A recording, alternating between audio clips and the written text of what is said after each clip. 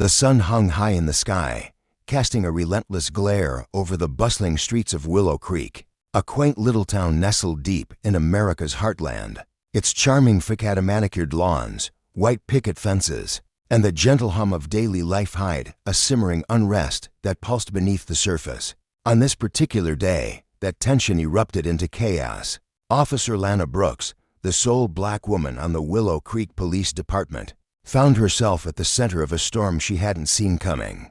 A group of white men, their faces twisted with fury, descended upon her in broad daylight, their fists and voices raised in a vicious assault. The attack unfolded before a stunned crowd, onlookers frozen in a mix of horror and disbelief as the scene spiraled out of control. But it wasn't the brutality of the ambush that left jaws dropping. It was Lana's reaction, a response so unexpected it ignited a firestorm of debate that would soon engulf the town and ripple far beyond its borders. The video of the incident tore through the internet like a wildfire racing across dry grass. Grainy footage captured every second, the men's snarling faces, their shouted slurs cutting through the air, and Lana standing tall amid the chaos, her uniform crisp despite the violence threatening to swallow her whole. In Willow Creek, a place where everyone knew everyone, opinions split like a cracked mirror. Some praised her as a beacon of strength, a woman who refused to bow under pressure, her resolve a testament to courage in the face of hate. Others whispered or shouted that she'd crossed a line, her actions too bold, too defiant for a town clinging to its old ways. The clip spread further, lighting up screens across the country, each view fueling heated arguments in homes, bars, and online forums. What had really happened that day, beneath the shaky camera angles and muffled audio? What truths lay buried, waiting to be unearthed? This wasn't just a fleeting moment caught on tape. It was a story of justice, of power misused, and of one woman's fight to hold her ground against forces determined to crush her. Lana Brooks had always carried herself with quiet determination. That morning, as she adjusted her patrol cap in the side mirror of her cruiser, the golden light of dawn bathed the empty streets in a warm glow. She took a slow, deliberate breath, her dark eyes scanning the familiar landscape. Willow Creek looked peaceful enough, shopkeepers rattling keys in their locks, joggers pounding the pavement with steady rhythms, the faint aroma of coffee drifting from Tom's Cafe down the block. But Lana knew the truth. Beneath the town's polished exterior simmered an unease no one dared name aloud. As the only black female officer in a department of weathered, mostly white faces, she was a walking paradox, a symbol of hope to some, a lightning rod for resentment to others. Every step she took in her polished boots echoed with purpose, a silent vow to prove she belonged. Even as the weight of unseen eyes pressed against her back, "Morning, Officer Brooks," Tom's voice rang out, cheerful and steady, as he wiped down the outdoor tables with a damp rag. His coffee shop was a cornerstone of the town, a place where folks gathered to swap stories over steaming mugs. He was a weary man in his 50s, with graying hair and a smile that crinkled the corners of his eyes. "Coffee's extra good today. Stop by later. First cup's on me." Lana tipped her cap, her lips curving into a faint, appreciative smile. "Morning, Tom. I might just take you up on that." Her voice was warm but measured, a shield against the world she navigated daily. As she moved past, her gaze flickered to the corner house on Maple Street. The curtain twitched. Grayson, no doubt. The older woman perched in her rocking chair on the porch, her silver hair pulled tight in a bun, her thin lips pressed into a perpetual scowl. She didn't bother hiding her disdain. Her stare was a blade, sharp and unyielding. Slicing through the morning air, Lana offered a polite nod. "Morning, Mrs. Grayson." Silence answered her, thick and heavy, the woman's eyes tracking her like a predator, sizing up its next meal. Lana kept walking, the sting of that judgment a familiar ache she'd learned to carry. Her radio crackled, shattering the quiet. "Unit 10, disturbance near the courthouse square." Possible verbal altercation. Lana's spine straightened, her hand snapping to the device on her shoulder. "Copy that, Unit 10 en route."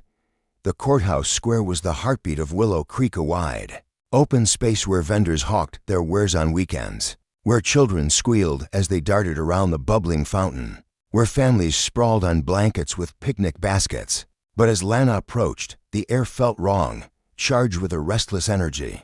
A small crowd had gathered, their murmurs buzzing like a swarm of unsettled bees. At the center stood a man she didn't recognize, Glenn Harper, a hulking figure with broad shoulders and a presence that radiated menace. His voice thundered across the square, each word dripping with venom. "You people think you can just waltz in and take over, huh?" He wasn't addressing anyone specific, but his wild, predatory gaze swept the crowd, daring someone to challenge him. Lana's gut tightened. She'd seen men like him before, anger coiled tight, itching for a target. She stepped forward, the crowd parting like water around a stone, every eye swiveling to her. "Sir, I'm Officer Brooks with Willow Creek PD. Is there a problem here?" Glenn's head snapped toward her, his eyes narrowing as they raked over her uniform, her badge, her face. For a heartbeat, confusion flickered in his expression, then morphed into a sneer that twisted his features. "Well, ain't this something?" he drawled, his tone thick with mockery. "They sent a little girl to deal with me. How cute." Lana didn't flinch. Her voice stayed steady, a calm anchor in the brewing storm. "I need you to lower your voice and step away from the square. We can talk about what's bothering you, but not like this." The crowd shifted, whispers rippling through them as Glenn took a deliberate step closer. He towered over her, his bulk casting a shadow, but Lana held her ground, her chin lifted. "You wouldn't get it, officer," he spat, the word laced with contempt. "People like you never do." "People like me," she repeated, her tone even, her face a mask of composure despite the heat rising in her chest. "You don't belong here." Glenn growled, his voice dropping to a dangerous rumble.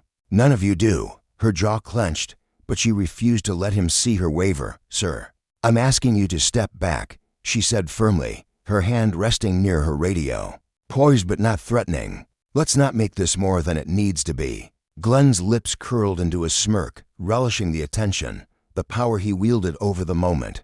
"Oh, you think that badge gives you the right to boss me around?" Her pulse quickened, but she kept her cool, years of training steadying her nerves. The radio crackled again. "Unit 10, need backup." She pressed the button, her eyes never leaving Glenn. "Negative. Situation under control for now." He stared her down, his gaze a challenge, then abruptly turned, shoving through the crowd with a final, muttered threat. "This ain't over." The words hung in the air, a dark promise that sent a shiver down Lana's spine as she watched him disappear into the sea of faces. The next day, the air in Willow Creek felt heavier, as if the town itself held its breath. Lana parked her cruiser near Riverside Park, the gentle rustle of leaves and the distant gurgle of the river doing little to ease the knot in her stomach. She hadn't slept well, Glenn Harper's words looping through her mind like a broken record. She stepped out, her boots crunching on the gravel path, when a familiar voice sliced through the morning calm, sharp, aggressive, unmistakable. "You think yesterday was something, huh? You ain't done with me yet, Officer Brooks." Her head snapped up, her eyes locking onto Glenn. He stood at the park's entrance, a crowd already forming around him, drawn by the raw electricity of his rage. His voice boomed, each syllable a hammer strike. "First they take our jobs," he roared, jabbing a thick finger at the onlookers. "Then they movin', and now they're taking over our police. How much more are we gonna take?" His arms flailed, his pacing erratic, a caged beast ready to break free. Some in the crowd shifted uncomfortably, their faces tight with unease.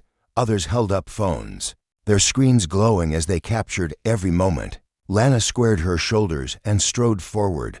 "Sir," she called, her voice cutting through the din, firm but controlled. "You need to step back and calm down." The crowd parted, all eyes swinging to her as Glenn whirled around, a crooked smile twisting his lips. Well, Officer Brooks," he sneered, spitting her name like a curse.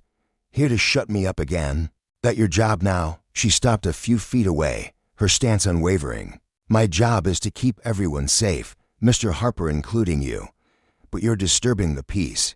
I'm asking you to leave." His smile vanished, replaced by a cold, hard glare.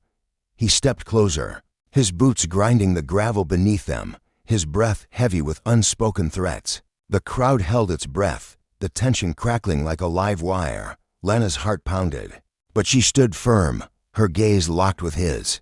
This wasn't just a confrontation, it was a reckoning. A clash of wills that would ripple far beyond this moment. Justice hung in the balance, fragile and fleeting, and Lana knew the cost of faltering. Power, when abused, left scars that lingered, and she refused to let Glenn's hatred carve another wound into the soul of Willow Creek. The late morning sun beat down on Riverside Park, its golden rays filtering through the sprawling branches of ancient oaks, casting dappled shadows across the worn grass. A faint breeze rustled the leaves, carrying with it the distant hum of traffic and the occasional chirp of a bird. The air buzzed with tension, thick and palpable, as a small crowd gathered near the park's entrance, their murmurs rising like a swarm of restless bees. At the center of it all stood Officer Lana Brooks, her Navy uniform crisp despite the heat, her posture rigid but calm, a beacon of control amid the brewing storm. She felt the weight of dozens of eyes boring into her, their phones raised like weapons, capturing every breath, every flicker of emotion that dared cross her face. Her heart thudded in her chest, a steady drumbeat she forced herself to ignore. She couldn't afford to falter, not here, not now. Across from her, Glenn Harper sneered, his lips curling into a mocking grin that didn't reach his bloodshot eyes. "Disturbing the peace, that's rich, coming from you," he spat, his voice dripping with venom. He stood with his shoulders squared, his dirty flannel shirt hanging loose over a frame that carried the weary strength of a man who'd spent years scrapping for every inch of respect he thought he deserved. "You're the disturbance, Brooks. You and your kind don't belong in this town, and you damn sure don't belong in that uniform." His words sliced through the air, sharp and deliberate, meant to provoke not just her but everyone watching. The crowd shifted, a ripple of unease spreading as some nodded faintly, others clutched their phones tighter, eager for the drama to unfold. Lana's jaw tightened, but her face remained a mask of composure. She could feel the heat of their attention searing into her, the unspoken judgment hanging heavy. One wrong move, one crack in her armor, and this moment would be immortalized online, twisted into whatever narrative suited the loudest voices. She drew a slow breath, steadying herself. "Sir," she said, her voice low and even, a thread of steel running through it. "This is your last warning. Walk away now, or I'll have to take action." Her hand rested near her belt, not quite touching the tools at her disposal, a subtle signal of readiness rather than threat.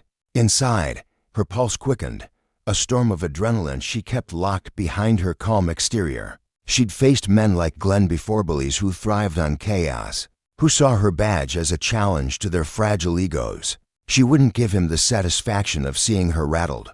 Glenn barked a laugh, the sound harsh and jagged, like glass shattering on concrete. He threw his arms wide, a theatrical gesture that invited the crowd to witness his defiance. "Action, go ahead, Brooks. Show 'em all what kind of cop you rev, one who can't handle a little guy like me." Without crying for help, his taunt echoed across the park, and Lana felt the crowd's anticipation spike, their whispers growing into a low hum. She didn't move, didn't flinch, though every nerve in her body screamed to react. This was a game to him, a twisted performance with her as the unwilling co-star. She'd seen it too many times, men like Glenn, drunk on their own bravado, pushing until they forced a response they could spin into victimhood. "Please step back," she said again, her tone unwavering, though her mind raced. She could sense the shift in the air, the way Glenn's smirk widened as he caught the faint tremor of unease in the onlookers. Then, without warning, he lashed out. His boots slammed into a metal trash can with a deafening crash, sending it toppling over in a cascade of crumpled wrappers, soda cans, and rotting apple cores. The garbage sprawled across the park's entrance, a chaotic smear of defiance, and the crowd gasped, a collective intake of breath that seemed to suck the oxygen from the scene. Glenn spun back to face her, his sneer now a triumphant snarl. "Come on, officer. What are you waiting for?" Lana's fingers brushed the radio clip to her shoulder, her movements deliberate despite the adrenaline surging through her veins. "Dispatch, this is Unit 10, she said, her voice cutting through the tension like a blade. "I need backup at Riverside Park, possible public disturbance, suspect non-compliant." The reply crackled through, calm and steady. "Copy that, Unit 10. Backup is en route." She lowered her hand, her gaze locking onto Glenn. He paced now, restless energy radiating from him, his chest heaving as if he were a fighter squaring up in a ring. "Oh, you need backup," he jeered, his voice pitching higher with mockery. "Can't handle me on your own, little girl." The words were a dagger, aimed straight at her pride. But Lana let them glance off her. She stood taller, her presence unshaken. "Step back, Mr. Harper," she said, her tone final, a line drawn in the sand. For a fleeting moment, Glenn paused, his shallow breaths fogging the air between them. Lana dared to hope he might back down, that reason might pierce through his rage. But then his eyes flashed, wild and unhinged, and he lunged. Time slowed as she saw it coming, his clumsy, furious charge, his arms swinging in a wide arc. The crowd erupted into screams, phones trembling in their hands as they scrambled to capture the chaos. Lana reacted with the instincts honed by years of training. She sidestepped his attack, her boots scraping the dirt, then pivoted to face him. "Get on the ground," she barked, her voice ringing with authority, sharp enough to cut through the panic. Glenn whirled back toward her, his face contorted with fury. "You think you're better than me?" he roared, lunging again, his movements sloppy but fueled by raw aggression. This time, Lana didn't hesitate. With practiced precision, she seized his arm, twisting it behind him in one fluid motion. Her other hand swept his legs from beneath him, and he crashed to the ground with a heavy thud, a groan tearing from his throat as the air rushed out of him. "Stay down," she shouted, pinning him with controlled force, her knee pressing into his back just enough to keep him still. Her cuffs clicked into place around his wrists, the metallic snap echoing in the sudden silence. The crowd had gone quiet, their phones still raised but their breaths held, as if afraid to break the spell. Lana rose, her chest heaving as she steadied her breathing. "Unit 10 to dispatch." She called into her radio, her voice steady despite the storm raging inside her. "Suspect is restrained. Send backup to Riverside Park for transport." The response came swiftly. "Copy that, Unit 10. Backup inbound." She stepped back, her eyes fixed on Glenn as he lay there, his face pressed into the dirt, his glare burning with a hatred so fierce it seemed to radiate heat. "You'll regret this, Brooks," he hissed, his voice a venomous rasp.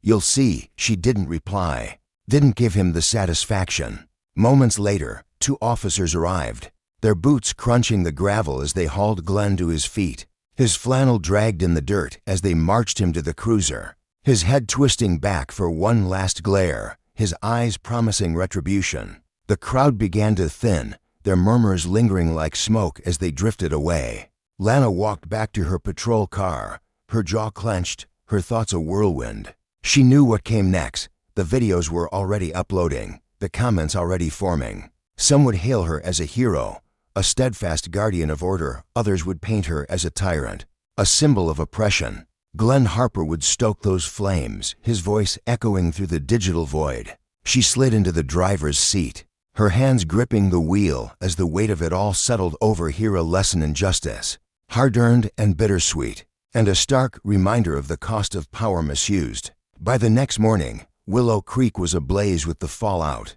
The videos from Riverside Park had spread like wildfire across the internet, to starkly different tales emerging from the same grainy footage. One showed Lana's steady hand, her professionalism shining through the chaos. The other, cropped with surgical precision, cast her as an aggressor, her actions stripped of context. The town hummed with debate, voices clashing in diners and grocery aisles. Some praised her restraint, her ability to stand firm under pressure. Others muttered about brutality, their loyalty as fleeting as the wind. Lana filed her report with meticulous care, every detail etched in ink. But the air crackled with unease. Glenn Harper wasn't finished yet, she could feel it in her bones. Just past noon, her radio buzzed to life, the dispatcher's voice cutting through the quiet of her cruiser. "Unit 10. Disturbance reported at Oakwood Plaza. Shouting and a possible public gathering. Be advised, individual matches description of suspect Glenn Harper." Lana's grip tightened on the wheel, her knuckles whitening. "Copy that, dispatch." Unit 10 responding. Oakwood Plaza loomed ahead, a bustling hub where families pushed carts piled with groceries, and teens lounged near the soda machines, their laughter drifting through the air. The last place she wanted Glenn stirring trouble was here, with kids darting between cars and parents casting wary glances. She pulled into the lot, her eyes scanning the scene. A crowd of about 20 had gathered near the hardware store, their voices a low rumble. At the center stood Glenn, his unshaven face flushed with exertion, his gestures wild and exaggerated, a man teetering on the edge of control. "She's here," he bellowed as Lana stepped from her cruiser, his voice carrying across the plaza like a thunderclap. "Look who decided to show a poor local hero. Come to silence me again, Officer Brooks." The crowd turned, their faces a mosaic of curiosity, discomfort, and something ugly resentment. Perhaps, or fear. Phones glinted in the sunlight, recording every move she made. Lana approached with measured steps, her boots clicking against the pavement. "Mr. Harper," she said, her voice calm but firm, "you need to calm down and disperse this crowd." Glenn's laugh was brittle, a sound that cracked like dry twigs. "Disperse? Why am I disturbing your peace again? You're the one disturbing everyone's peace." He jabbed a finger toward her, his eyes gleaming with defiance. "This is a family area," she replied, her tone steady as stone. "You're creating a public disturbance. I need you to leave now." Inside, her pulse raced, but her face betrayed nothing. She could feel the crowd's scrutiny, their judgment pressing against her like a physical force. Glenn stepped closer, his voice rising to a fevered pitch. "Oh, I get it, big, bad cop doesn't like being embarrassed, huh? You think that little show yesterday makes you a hero?" His words hung heavy, thick with accusation. Lana held his gaze, her instincts screaming that this was spiraling beyond her control. "I'm not here to argue," she said, her voice cutting through his tirade. "You've been warned once already. Don't make this worse for yourself." The crowd shifted, whispers snaking through them. Phones inching closer. "Worse," Glenn barked, his laugh a jagged edge. "You don't scare me, lady. You think that badge makes you powerful, makes you better than me?" Silence fell, heavy and electric. Lana met his glare, her resolve unyielding. "This is your final warning," she said, her words a quiet command. "Leave now." Glenn's fists clenched, his body trembling with barely contained rage. She saw the decision flash in his eyes, a heartbeat before he acted. With a snarl, he grabbed a trash barrel beside him and heaved it across the lot. It crashed onto the pavement with a resounding clang, spilling its contents in a filthy arc. The crowd gasped, some retreating, others pressing forward, their phones unwavering. Lana's hand flew to her radio. "Dispatch, Unit 10 suspect escalating. Request immediate backup at Oakwood Plaza." The response was swift. "Copy, Unit 10. Units en route."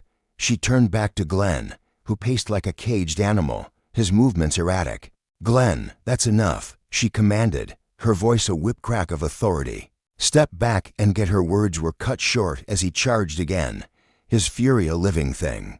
But Lana was ready. She sidestepped, her training kicking in, and brought him down with a swift, controlled maneuver, his body hitting the ground with a dull thud. The crowd held its breath, the plaza falling silent save for Glenn's ragged gasps. Justice, she thought as she secured his wrists, was a fragile thing easily twisted by those who abused their power. Whether it was Glenn's reckless defiance or the crowd's eager judgment, she stood, her breath steadying, and called it in, knowing this was far from over. The consequences of this day would ripple outward, a stark lesson in the balance of authority and accountability, etched into the fabric of Willow Creek for all to see. The air in Willow Creek was thick with tension that late afternoon, a restless hum vibrating through the dusty plaza as the sun sank lower, painting the world in shades of amber and shadow. Glenn Harper stood there, a hulking figure radiating menace, his broad shoulders squared and his fists clenched tight enough to make the veins in his forearms bulge. His face was a mask of pure, unfiltered rage, eyes wild, lips twisted into a snarl that bared his teeth like an animal cornered and ready to strike. "Make me," he spat, the words dripping with venom as he lunged toward Lana Brooks, a storm of fury propelling him forward. Lana's heart thudded hard in her chest, but her body reacted before her mind could catch up. Years of training kicked in like a reflex, her muscles tensing as she sidestepped his charge with the grace of someone who'd danced this dangerous dance before. Glenn's momentum betrayed him, his heavy frame stumbling forward as his boots scuffed the cracked pavement.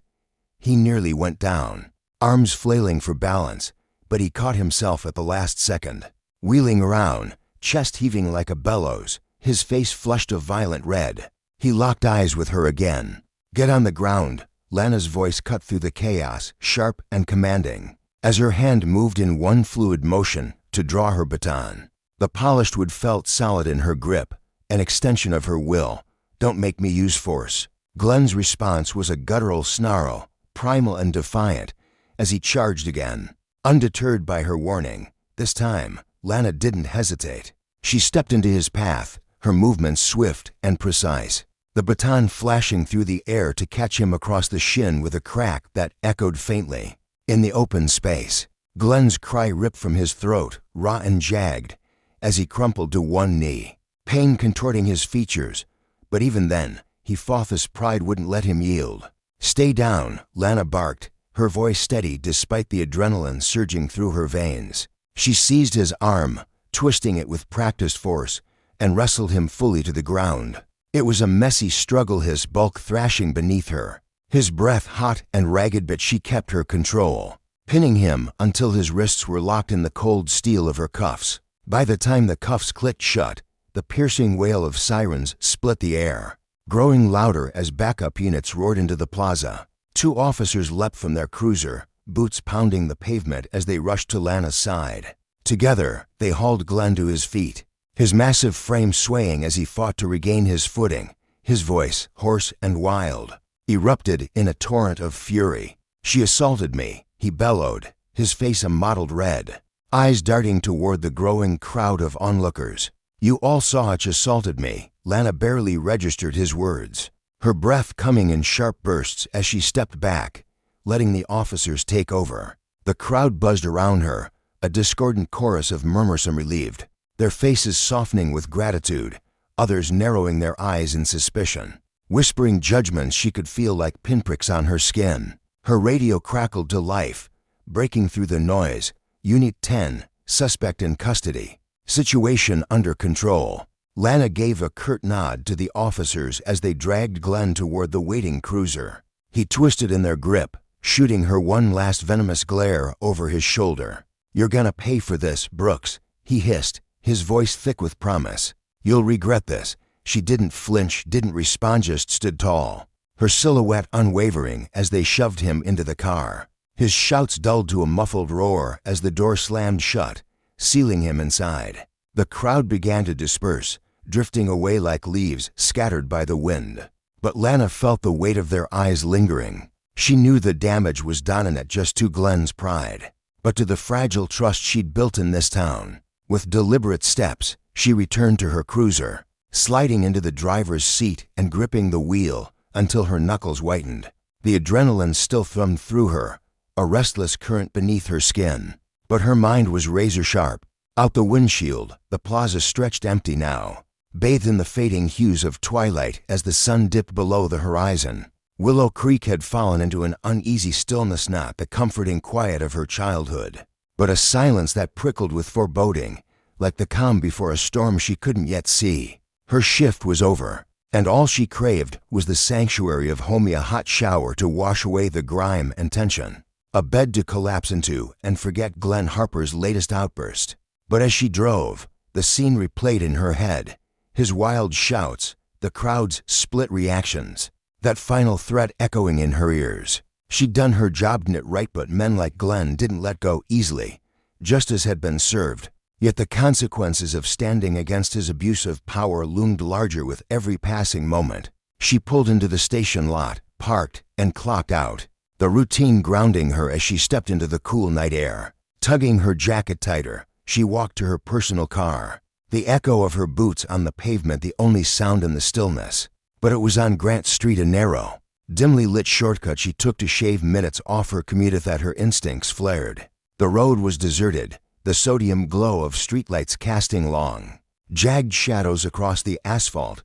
Something felt off, a whisper of unease curling up her spine. Her hand drifted toward her belt, hovering near the radio holstered there. As her eyes scanned the alleyways and parked cars for any sign of movement, Stay alert, her training murmured in the back of her mind. Then came the sound, a soft, deliberate scrape of boots on gravel, slow and intentional.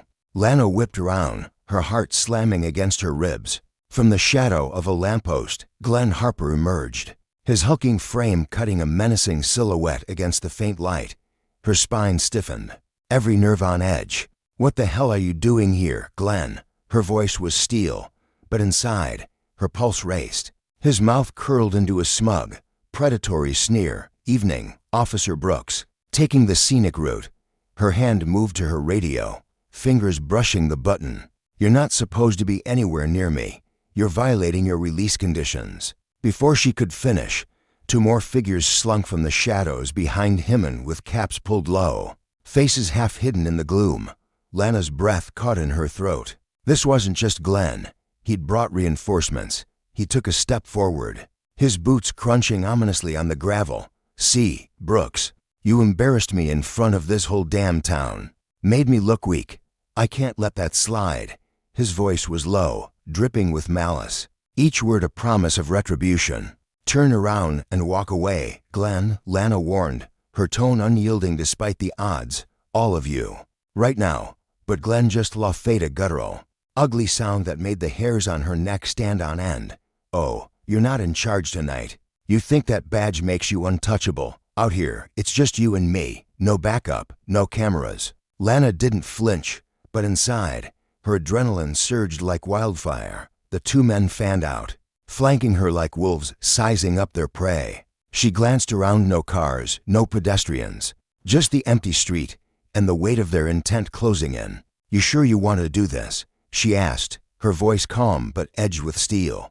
Buying herself precious seconds to think. Glenn's smirk widened. "Oh, I'm sure." He lunged, a blur of motion, and Lana reacted on instinct, sidestepping his charge. His momentum sent him stumbling forward, cursing as he caught himself. But before she could capitalize, one of the others came at her from the left. His arm swung high, aiming for her head. She ducked low, twisting sharply, and drove her elbow into his ribs with a force that drew a grunt of pain. He staggered back, clutching his side. The second man grabbed for her arm, his fingers digging into her sleeve. Lana spun, her training taking over, and used his own weight against him, sending him sprawling to the pavement with a thud. "Stay back," she shouted, yanking her baton free and planting herself in a defensive stance. But Glenn was already charging again, his face a twisted mask of rage. She pivoted, swinging the baton hard against his thigh. He roared, dropping to one knee, his breath coming in furious gasps. "You think you're tough, huh?" he snarled, staggering to his feet, his eyes blazing with hate. "You're gonna regret this." Before she could respond, the first man recovered, lunging from behind and clamping a hand onto her shoulder.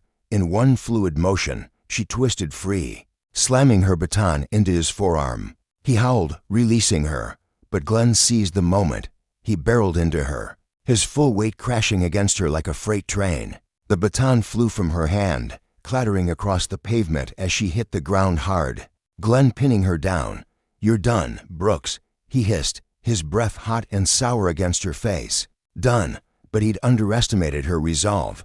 Planting her feet, she summoned every ounce of strength and bucked him off, sending him rolling to the side with a string of curses. Just then, the distant wail of sirens pierced the night, growing louder with every heartbeat.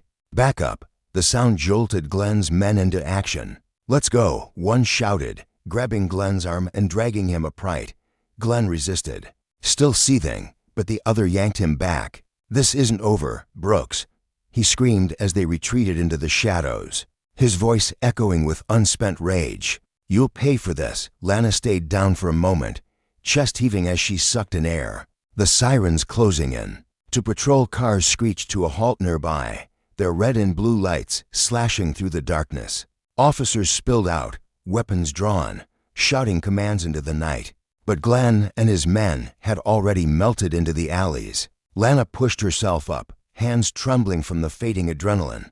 Kevin Turner, her closest ally on the force, was at her side in an instant, his face tight with worry. "Lana," he shouted, dropping to one knee beside her. "Are you hurt? What happened?" She shook her head, her voice steady but rough. "I'm fine. It was Glenn. Jumped me with 2 guys." Kevin's expression darkened, his jaw clenching so hard she could see the muscle twitch. "That bastard." "Did you get a look at the other 2? "No," she admitted, brushing gravel from her uniform as she stood. "They stayed out of the light. Careful."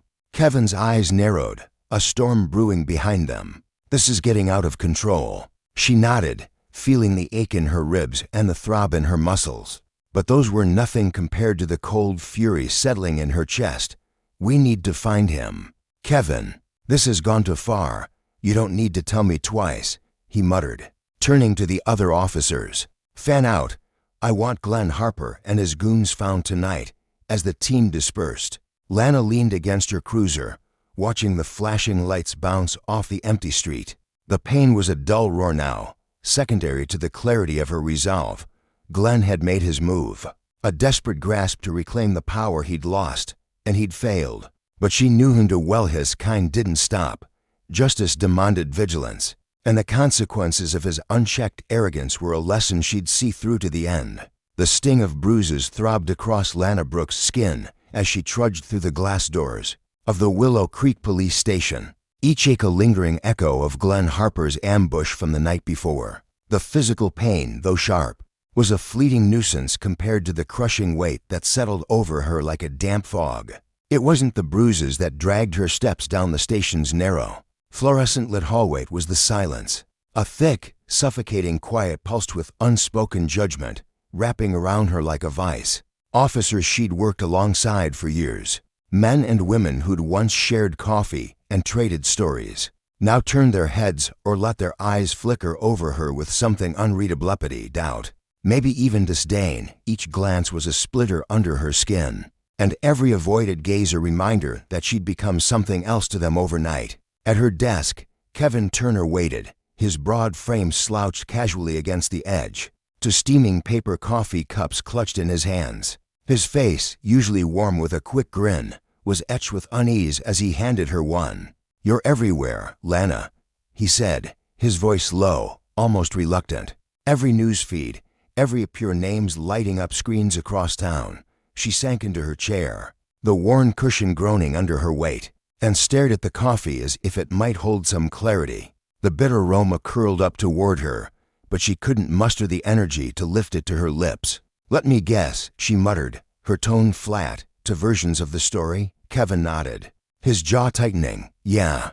One's got you playing it textbookland, coming at you, you holding your ground like the pro you are. The other," he trailed off, scratching at the back of his neck, his fingers raking through short, dark hair. "They sliced it up real clever. Just you swinging that baton, Glenn hitting the dirt. No lead up, no context, just that one damning second." Lana shut her eyes for a moment, letting the words sink in. "Of course. That's how it always went." Truth carved up and reshaped until it fit someone else's narrative. She could still feel the adrenaline from that night pumping through her veins. The sudden blur of Glenn and his 2 cronies lunging out of the shadows. The crack of her baton against flesh. The ragged gasps of her own breath as she fought to stay upright. Self-defense, plain and simple. But the online world didn't care about that. Dispatches drowning in calls. Kevin went on, leaning closer, his voice a mix of frustration and concern. "Half the town's ready to pin a medal on you. The other half wants you gone yesterday." Before she could respond, the door to Chief Halverston's office creaked open. The chief, a weary man with a face carved from years of hard decisions, stood silhouetted in the doorway. With a single, curt flick of his finger, he summoned her. "Brooks, now." Kevin shot her a glance, half encouragement, half worry as she rose. "Good luck," he murmured. But luck wasn't what she needed. She needed answers, something solid to anchor her in the chaos spinning around her. Inside Halverston's office, the air felt denser, charged with tension that pressed against her chest. The chief sat behind his desk, his weathered hands resting on the edge, the glow of his computer screen casting sharp shadows across his glasses. On the oversized monitor, 2 news reports played side by side, their headlines screaming in bold text. One praised her, "Officer defends herself against brutal attack." The other accused her, "Did officer use excessive force?" She stood ramrod straight, hands clasped tightly behind her back, her pulse thudding in her ears. "You wanted to see me, sir?" Halverston didn't look up immediately. He gestured toward the screen with a tired wave. "I assume you've seen this mess." His voice was gravelly, worn thin by years of barking orders. "I've seen it," Lana replied, keeping her tone steady despite the storm brewing inside her. He met her gaze then, his eyes piercing. "Then you know what we're up against. Glenn Harper's lawyers already stirring the pot, calling it abuse of power, demanding a full investigation into your use of force." Her spine stiffened, a flare of indignation surging through her. "I did exactly what I was trained to do," she said, her words clipped but firm.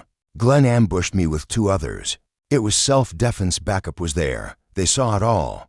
Halverston raised a hand, cutting her off. "I believe you, Brooks. You're not the problem here. But it's not about what I think or even what happened. It's about what they think." He jerked his chin toward the screen, toward the faceless masses beyond the station walls. "It's about what's trending." He leaned back in his chair, exhaling a slow, heavy breath that seemed to carry the weight of every tough call he'd ever made. "You're a damn good Capone of my best, but right now you're a lightning rod. Every move you make's under a microscope." Lana's jaw clenched so hard she felt the tension ripple up to her temples. "So what's the plan?" she asked, her voice steady but edged with frustration. "For now, you stay on duty," Halverston said. "Keep your head down, stay off social media, don't give them anything to twist. The department'll handle the press, but brace yourself, Harper's lawyer's going to milk this for all it's worth." Her mind snagged on one detail, "and Harper," she pressed, her tone sharpening. Halverston's expression darkened, his lips pressing into a thin line. "We're still looking. He's a slippery bastard, and my gut says he's got help.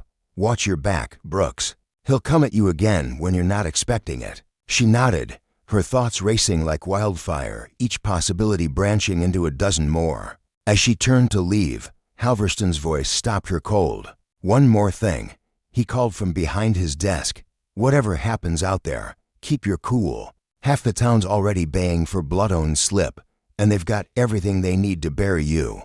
"I won't lose control," she said, her voice resolute, though the word control felt like a stone lodged in her throat. She stepped out into the hallway. The storm Halverston had warned of already gathering strength beyond the station's walls. By the time Lana hit the streets again, the air outside buzzed with a restless energy. At the Willow Creek Cafe, a cluster of men huddled around a corner table, their voices rising just enough to reach her as she passed. "She didn't need to hit him like that," one grumbled, his tone thick with resentment. "Thinks that badge lets her do whatever she damn well pleases." Another voice cut in, sharper, defensive. "You saw the full video, didn't you?" Harper jumped her. What was she supposed to do? Just take it. Lana kept walking, her boots striking the pavement in a deliberate rhythm, refusing to let their words pull her off balance. Every encounter now felt like a high-wire act, the ground shifting beneath her with every step. She nodded to Tom, the cafe's grizzled owner, who stood behind the counter polishing a glass. His eyes met hers, soft with something like respect, maybe even sympathy, and he offered a small wave, but gestures like his were rare, fleeting sparks in a growing darkness. By afternoon, the tide had turned uglier. Outside the courthouse, a crowd of Glenn Harper's supporters had swelled, their handmade signs thrusting into the air like weapons. "Justice for Glenn Harper," one declared in bold red letters, "and police violence," shouted another. Lana didn't linger, but she caught glimpses as she drove past familiar faces woven into the throng. Neighbors she'd once greeted on her morning rounds now clutching phones, filming her every move. Back at the station, Kevin was waiting again, his posture rigid, his face shadowed with something heavier than before. "We've got a bigger problem," he said as she dropped into her chair, exhaustion seeping into her bones. He slid his phone across the desk, the screen glowing with a headline that twisted her stomach into knots.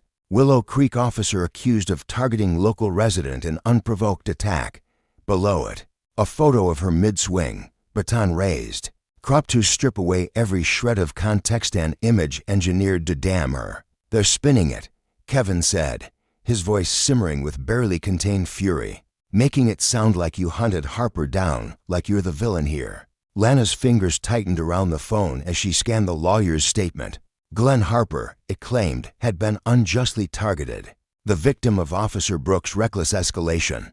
"This is insane," she snapped, shoving the phone back at him. "They're rewriting the whole damn thing." Kevin's eyes narrowed. "That's what Harper does, kicks up dust until people buy the lie. And right now, Lana, they're listening." She shot to her feet, the motion sharp, decisive. "Where is he? Where's Glenn?" Kevin hesitated, his hands flexing at his sides. "We've got leads, but nothing solid. Chief's doubling patrols tonight, just in case." She nodded. But deep in her gut, she knew Glenn wasn't finished. He'd slithered away for now, but men like him didn't quit. He waited, lurking in the shadows for the perfect moment to strike. The courthouse steps were a circus by the time Lana arrived later that day. Reporters swarmed like flies, their cameras flashing, microphones jabbing toward her before she'd even cleared her cruiser. "Officer Brooks, any comment on the allegations? Did you target Glenn Harper? Is the department standing by you?" The questions came fast, relentless. But she kept her chin high, her eyes locked straight ahead, cutting through the chaos like a blade. A line of uniformed officers flanked her, their presence a shaky shield against the crowd's venom. "Coward," someone bellowed from the sidelines. "Leave our town," another spat. "Protect her, and you're just as bad." The words stung, each one a fresh wound, but she didn't flinch. It didn't matter that Glenn had attacked her, that she'd followed every rule in the book. The videos, the headlines, the lawyer's least hide turned truth into a cudgel, and she was the one taking the blows. She wasn't just facing a courtroom now, she was on trial in the court of public opinion, where justice bent to the loudest voices. Inside the courthouse lobby, Kevin leaned against a pillar, arms crossed, his hazel eyes scanning her for cracks. "You okay?" he asked, his voice softer than usual. "Fine," she lied, though the tightness in her shoulders betrayed her. He didn't buy. Itha's frown deepened, lines creasing his forehead. "They're out for blood, Lana. Glenn's lawyer, Calvin Reese, he's a viper, knows how to work a jury, how to twist a story. You've got to be ready." She nodded, steeling herself. "I am." He handed her a thin file, his fingers brushing hers briefly. "Good. Because today, they're coming to rip you apart." The courtroom was a furnace, the air thick with anticipation and hostility. Every bench was packed, reporters scribbling furiously, Glenn's supporters glaring daggers, a handful of Lana's allies sitting stiffly in the back, and curious onlookers drawn by the drama. Glenn Harper sat at the defendant's table, his lean frame draped in a crisp shirt and tie, a calculated costume of innocence. His lawyer, Calvin Reese, leaned close, whispering something that drew a smirk across Glenn's face. He flicked a glance at Lana, his eyes glinting with malice, a predator sizing up prey. She took her seat near the front, flanked by Emily Grant, the department's attorney. Emily was a weary woman with sharp cheekbones and sharper eyes, her no-nonsense air a quiet comfort. She didn't bother with pleasantries. "They're going to paint you as a loose cannon," she murmured, her voice low and urgent. A cop who snapped. "Stay calm, answer straight, don't let Reese bait you." Lana gave a tight nod. "Got it." The bailiff's voice boomed, calling the court to order, and the room snapped to attention. Lana's pulse hammered as all eyes turned to her, but she kept her face a mask of resolve. This wasn't just about what happened that night, it was about justice, about the consequences of power wielded without restraint. Glenn had abused his freedom to attack her. Now his lawyer abused the system to shield him. And Lana, she'd fight to prove that authority, when held accountable, could still stand for something right. The lesson hung heavy in the air. Twist power too far, and it would twist back. Relentless and unyielding. The courtroom buzzed with a restless energy as the trial unfolded, every creak of the old wooden benches amplifying the tension that hung thick in the air. Emily Grant stepped forward first, her heels tapping a sharp, deliberate rhythm against the polished floorboards, each click a testament to her unshakable resolve. She stood tall before the jury, her posture radiating authority, her dark suit crisp and impeccable. "Ladies and gentlemen," she began, her voice cutting through the room with a clarity that demanded attention. "This case is about accountability, about a man who chose violence over reason, and a woman who stood her ground against it. Her words flowed smoothly, confident and unwavering. As she painted the scene of that fateful night, Glenn Harper, a hulking figure fueled by malice, launching himself at Officer Lana Brooks under the cover of darkness. Emily's hands moved with precision as she gestured toward Lana, seated at the prosecution's table, her uniform a quiet symbol of duty. The evidence will prove Officer Brooks acted not out of spite, not out of rage, but out of necessity born from her oath to protect and serve. Mr. Harper's accusations, they're a desperate attempt to twist the truth, to escape the consequences of his own actions. The jury stared back at her, their faces a blank canvas of neutrality, eyes flickering with the weight of what they were about to decide. Then came Calvin Reese, the defense attorney, rising from his chair with a slow, deliberate grace that belied his years. His tie was slightly crooked, smoothed hastily by weathered hands as he ambled to the center of the room. Older, with silver streaking his hair and a voice as soft as a whisper on the wind, Reese carried the air of a man who could convince anyone of anything. A salesman of doubt, in a tailored suit. "This isn't about a petty late-night brawl," he said, his tone gentle yet laced with a gravitas that pulled the room in. "This is about power, about an officer who, instead of calming the storm, chose to stoke its fury, about a woman who crossed a line she swore never to cross." He turned to the jury, his eyes narrowing slightly, his expression heavy with unspoken judgment. "You'll see the footage unfiltered, undeniable. You'll hear from people who were there, who saw it all unfold. And when this trial ends, you'll face a question. Was Glenn Harper truly a danger? Or was he just a man caught in the crosshairs of someone who saw him as a problem to be erased?"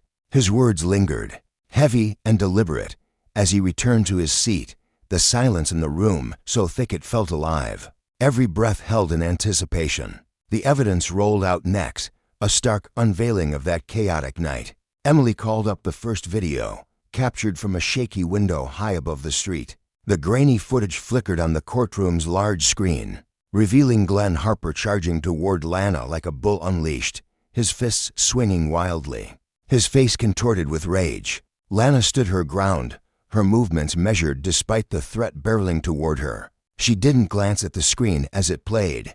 Instead, her gaze remained locked on the jury, though she could feel every pair of eyes in the room boring into her, weighing her every breath.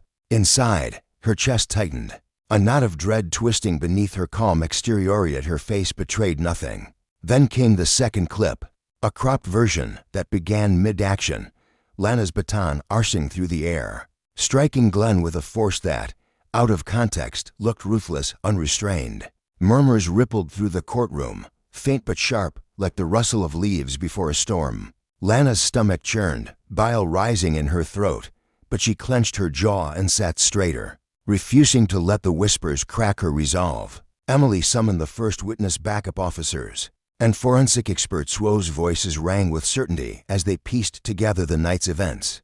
Officer Jenkins, a weary man with a buzz cut and a no-nonsense demeanor, testified that Lana had followed protocol to the letter, her actions a textbook response to an imminent threat. A forensic analyst, peering over wire-rimmed glasses, confirmed the timeline. Glenn's attack came first, Lana's baton second. Their words built a fortress of justification around her. But Calvin Reese was ready to dismantle it brick by brick. He approached Jenkins with a casual stride, hands clasped behind his back. "You say Officer Brooks acted by the book," he began, his voice smooth as silk. "But tell me, did she ever seem rattled, agitated, perhaps, maybe even angry?" Jenkins didn't flinch. "No, sir. Not even when Harper was screaming insults in her face." Reese pressed further, his tone light but probing. "She stayed professional, you say?" Jenkins nodded firmly. "Yes." Reese's lips curled into a faint, knowing smile. "Interesting. So her professionalism included cracking a man with her baton." Emily shot to her feet, objection. But the seed was sown, a whisper of doubt now rooting itself in the jury's minds. When Lana took the stand, the courtroom seemed to shrink, the walls pressing in as every eye turned to her. She walked forward, her boots steady against the floor, her uniform crisp despite the sweat prickling beneath it. Emily's questions were direct, cutting through the tension like a blade. "Walk us through that night, Officer Brooks," she said. Lana's voice was even, each word carefully chosen as she relived the moment, Glenn's threats echoing in the alley. His fists raised, the split-second decision to swing her baton before he could close the distance. "Were you angry when you used force?" Emily asked, her tone firm but not accusing. "No," Lana replied, meeting her gaze. "I used force because my life was at stake." Emily stepped back, letting the weight of Lana's testimony settle over the room like dust after a collapse. Then Reese approached, his pace slow and deliberate, his sharp eyes glinting with intent. "Officer Brooks," he began, his voice low and measured, "you claim Mr. Harper was a threat. But isn't it true you struck him before he even touched you?" Lana's jaw tightened, but her tone remained steady. "I acted to stop him from reaching me." Reese tilted his head, a faint smirk tugging at his lips. "To some, that might sound like you jumped the gun. It was self-defense," she countered, her voice unyielding. He paced for a moment, letting the silence stretch, then fired again. "How long have you been on the force, Officer Brooks?" 5 years. "And in those 5 years, how many complaints have been filed against you?" Lana didn't hesitate. "None that held up, but complaints were filed, yes," he pressed, his voice rising just enough to catch the jury's ear. "Yes," she admitted, unflinching. "Like any officer, I've faced complaints. And like I said, none were substantiated." Reese turned to the jury with that same faint smile, murmuring, "Interesting," before taking his seat, leaving the air thick with unspoken accusations. By the day's end, Lana felt the trial's weight crushing her shoulders, a burden she carried as she stepped out into the dusk. Reporters swarmed the courthouse steps, their shouts a chaotic chorus she tuned out as she pushed through. Kevin Turner, her partner and closest friend, waited by her car, his broad frame a steady anchor in the storm, his brow furrowed as he watched her approach. "They're twisting everything," he said, his voice low with frustration. "How do you think it went?" Lana stared past him, her eyes tracing the horizon where the sun bled orange into the sky. "Doesn't matter what I think," she said, her tone flat but resolute. "It's what the jury thinks." Kevin's jaw tightened, his hands flexing at his sides. "Tomorrow's gonna be rougher. You ready?" Her gaze hardened, steel in her eyes. "I don't get to choose." Days later, the courtroom swelled to bursting, the air electric with anticipation. Word had raced through Willow Creek like wildfire. The jury had a verdict. Half the town seemed to have crammed into the gallery, their whispers a low hum beneath the creaking rafters. Lana sat at the front, her uniform pristine, despite the sleepless nights etched into the faint lines around her eyes. To her left, Emily shuffled papers one final time, though her calm demeanor suggested she'd long since memorized every detail. Across the room, Glenn Harper slouched beside Reese, his smug grin unchanged, as if the trial were a game he'd already won. His glances toward Lana were venomous, each one a silent vow of retribution that made her skin crawl, though she refused to let it show. The judge's entrance silenced the room, his black robe billowing as he settled into his chair. "All rise," the bailiff called, and the tension surged, a tidal wave held at bay. The foreman, a stocky man with a salt and pepper beard, stood as the bailiff spoke again. "Has the jury reached a verdict?" "We have, Your Honor," he replied, adjusting his glasses with a trembling hand. Lana's pulse hammered in her ears, her breath shallow as he unfolded the paper. The room fell deathly still, no whispers, no shifting feet, just the weight of silence. "On the charge of assaulting a police officer." "How do you find the defendant?" "Glenn Harper." The foreman cleared his throat, his voice steady despite the stakes. "We find the defendant guilty." The words detonated through the room. For a heartbeat, time frozeth and chaos erupted. Gasps and murmurs swelled, Glenn's supporters hissing their outrage. He bolted upright, his face flushing crimson, veins bulging at his temples. "This is a damn joke," he roared, his voice ricocheting off the walls. "It's rigged. She's the one who missed her." "Harper, sit down," the judge bellowed, his gavel crashing like thunder. But Glenn spun toward Lana, his eyes wild with fury. "You think this is over, Brooks? You think you've won? I'll make you pay. You'll make sure everyone sees you for the liar you are." Officers surged forward, wrestling him back into his seat as Reese hissed urgent pleas in his ear. But Glenn's threats lingered, a toxic cloud poisoning the air. Lana didn't blink, her gaze fixed ahead, her face a mask of stone even as his words clawed at her mind. The judge's voice sliced through the din. "Mr. Harper, you're out of line. One more outburst, and I'll hold you in contempt." He turned to the jury, his tone softening. "Thank you for your service. This court is adjourned." The gavel fell, a final crack that shattered the moment. Outside, the madness waited. Reporters descended like a plague, their questions a relentless barrage as Lana emerged. "Officer Brooks, do you feel justice was served? What do you say to Harper's accusations?" Kevin stayed close, his presence a shield as they carved a path through the throng. She didn't answer, her silence a fortress against the storm. In that moment, justice stood as both a triumph and a warning, a reminder that power, when abused, breeds consequences, and that the pursuit of truth demands a courage few can muster. For Lana, it was a victory carved from sacrifice, a lesson etched in the scars she'd carry long after the crowd dispersed. The air was thick with tension as Lana Brooks stood her ground, the cameras flashing incessantly in her face and the microphones hovering like vultures, waiting for a single word to pounce on. She could feel the sweat beading on her forehead, not from the heat of the day but from the weight of the moment pressing down on her. Her lips stayed sealed, she didn't trust herself to speak. Not yet. The crowd surged closer, a chaotic sea of anger and desperation, their voices rising into a deafening cacophony. Kevin Turner, her partner, nudged her gently with his elbow, his voice cutting through the noise with a steady calm. "The car's just up ahead, Lana. Let's keep moving." His words were a lifeline, pulling her forward as the mob pressed in tighter. Protesters waved signs hastily scrawled with bold, accusatory words: "No justice. Stop police violence." Glenn Harper was framed, their shouts ringing in Lana's ears like a relentless drumbeat. She caught fleeting glimpses of faces she once knew, people she'd greeted with a friendly wave during her patrols through Willow Creek. Now, those same neighbors glared at her with venom in their eyes, clutching their signs like weapons aimed at her heart. The sting of their betrayal cut deeper than she'd expected, a quiet ache blooming in her chest. But she forced her expression to remain a mask of stone. She wouldn't give them the satisfaction of seeing her falter. When they finally reached the patrol car, Kevin swung the door open with a quick, practiced motion, and Lana slipped inside, her movements fluid despite the chaos swirling around her.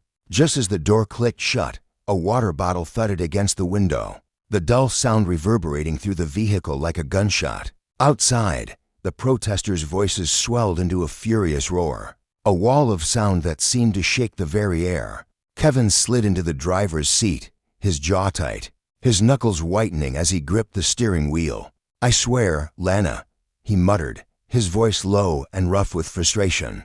"This town's losing its damn mind." Lana stared straight ahead, her gaze fixed on the road as Kevin eased the car away from the courthouse steps. "They're angry," she said softly, her words barely audible over the hum of the engine. "And Harper knows exactly how to stoke that fire." Kevin shot her a sidelong glance, his brow creasing with worry. "He's locked up now, Lana. You don't have to face him anymore." She shook her head, a faint, bitter smile tugging at the corner of her mouth. "You heard him in there, Kevin. He said it himself. This isn't over." Her voice carried a quiet certainty, a recognition of the storm still brewing on the horizon. The next morning, the headlines screamed louder than the crowds ever could. Newspapers and news channels buzzed with the verdict. Glenn Harper had been found guilty. But the story didn't end there. Was it justice, they asked, or a modern-day witch hunt? The media seized on Harper's courtroom outburst, replaying his defiant accusations against Lana and the entire Willow Creek police force, amplifying his words until they echoed through every home in town. Social media was a battlefield of its own, clips of Lana's tense confrontation with Harper, looped endlessly, dissected by strangers who'd never known the weight of a badge or the split-second decisions it demanded. To some, she was a hero standing firm against a criminal. To others, she was the face of corruption, a villain to be torn apart. The scrutiny gnawed at her, but she refused to let it break her. At the station, the air hung heavy with unease. Officers traded furtive glances as Lana walked through the bullpen, their whispered conversations falling silent the moment she passed. Kevin caught her eye and offered a small nod, a silent gesture of solidarity amid the tension. She appreciated it, but she could feel the unspoken thoughts swirling around her. Harper's case might be closed, but the consequences were only beginning to ripple outward.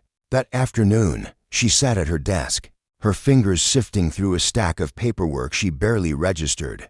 Her phone buzzed sharply against the wood, jolting her from her thoughts. The screen lit up with a message from an unknown number.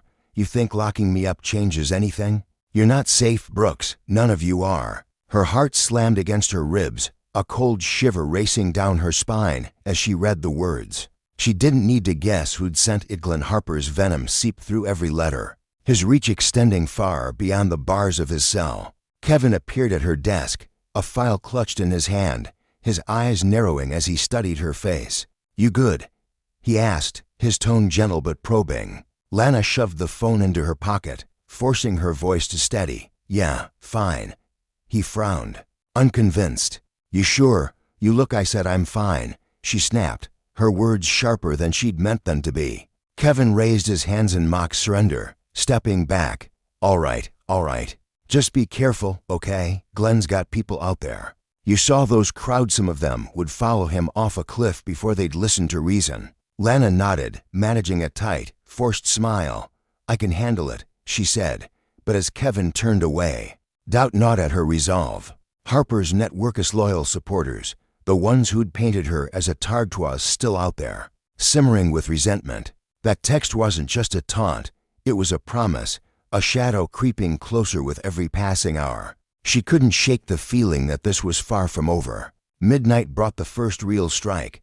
A rock crashed through Lana's living room window, the sound of shattering glass tearing through the stillness of her home. She bolted upright in bed, her pulse hammering in her ears, every nerve alight with adrenaline. Instinct took over as she reached for the sidearm holstered on her nightstand, her fingers closing around the grip with a familiar, steadying weight. She moved swiftly but silently through the darkened house, her bare feet cold against the hardwood floor as she approached the front room.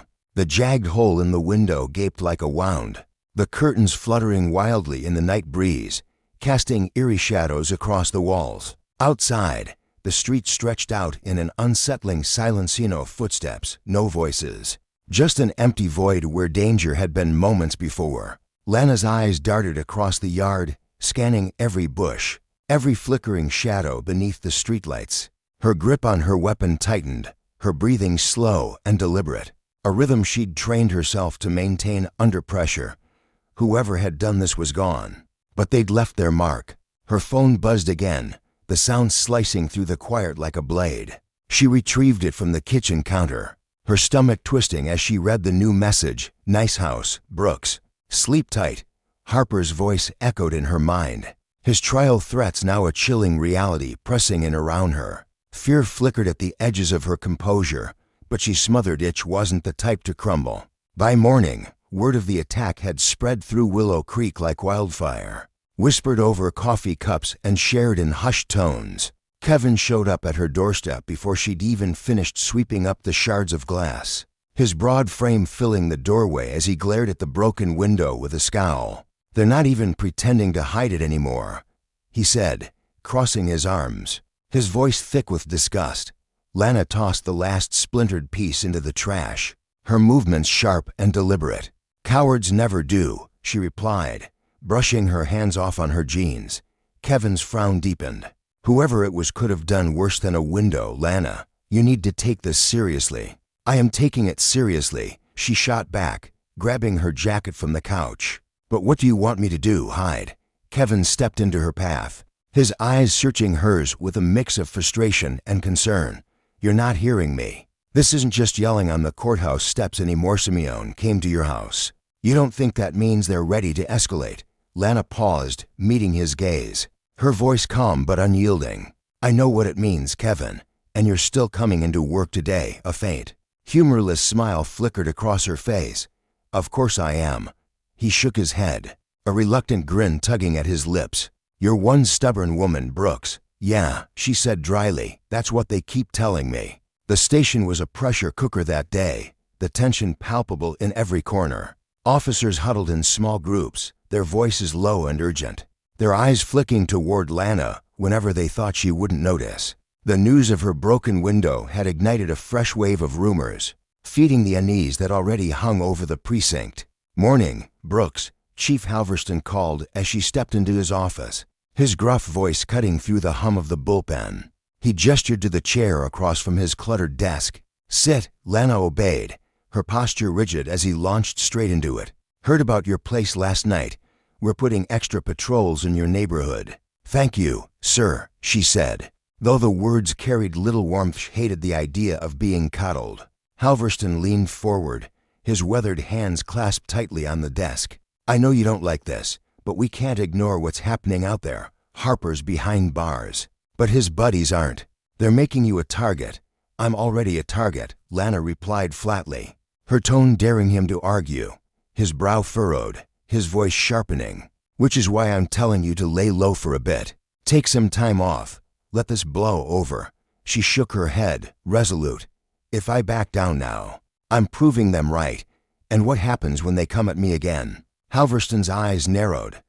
"Next time, it won't just be a rock through your window, Brooks. They're testing you, seeing how far they can push before you break." Lana leaned in, her gaze unwavering. "Then let them push. I'll be ready." He studied her for a long, heavy moment, then sighed, the sound heavy with resignation. "Fine, but watch your back out there." "I mean it. Always do, sir," she said, rising to leave. Driving her patrol route that afternoon, Willow Creek felt like a different world. The town she'd once known, where kids waved from porches and shopkeepers nodded, hell had morphed into something hostile, its streets alive with suspicion. Cars slowed as they passed her cruiser, their drivers staring with cold curiosity. Pedestrians lingered on sidewalks, their gazes tracking her every move. She felt like prey, hunted by the very community she'd sworn to protect. Her radio crackled to life, breaking the oppressive silence. "Unit 10, report of suspicious activity near Eastfield Park. Group of individuals near the playground." "Copy that," Lana replied, her voice steady as she turned the wheel. Unit 10 responding. The park was unnaturally quiet when she arrived. No children's laughter. No families sprawled on blankets. Instead, 3 men loitered near the swing set, their presence jarring against the stillness. Even from a distance, Lana recognized one of them, Mike Renner, Glenn Harper's right-hand man, a weary figure with a smirk that never quite reached his eyes. She stepped out of her cruiser, her stance relaxed but authoritative, her hand resting casually near her holster as she approached. "Afternoon, gentlemen," she said, her tone even but laced with steel. "What brings you out here today?" Mike's smirk widened as he shoved his hands into his pockets, rocking back on his heels. "Oh, just enjoying the park. Beautiful day, isn't it?" His casual deflection grated on her, but she kept her cool, her eyes flicking to his companions, to strangers with tense postures and restless hands. "Got a call about suspicious activity," she said, her voice firm. "You wouldn't know anything about that, would you?" Mike chuckled, exchanging a knowing glance with his friends. "Suspicious? Nah. We're just law-abiding citizens getting some fresh air." The lie hung between them, thick and deliberate. Lana's jaw tightened, but she held her ground, her expression unreadable. "Let's keep it that way. Then, consider this a warning." Mike took a step closer, his voice dropping into a low, menacing drawl. "You think you're untouchable, don't you, Brooks? Think that badge keeps you safe?" His words dripped with challenge, a spark meant to ignite her temper. Lana didn't flinch, her eyes locking onto his with icy resolve. "You want to test that theory, Mike?" For a moment, the air crackled with tension, the unspoken threat of violence hovering between them. Mike's smirk faltered, just for a heartbeat, before he stepped back, raising his hands in mock innocence. "Just chatting, officer. No harm done." But as Lana turned to leave, she felt his stare burning into her back, a silent promise that this encounter was only the beginning. The lesson was clear. Justice wasn't a clean victory, a gavel's bang that silenced all dissent.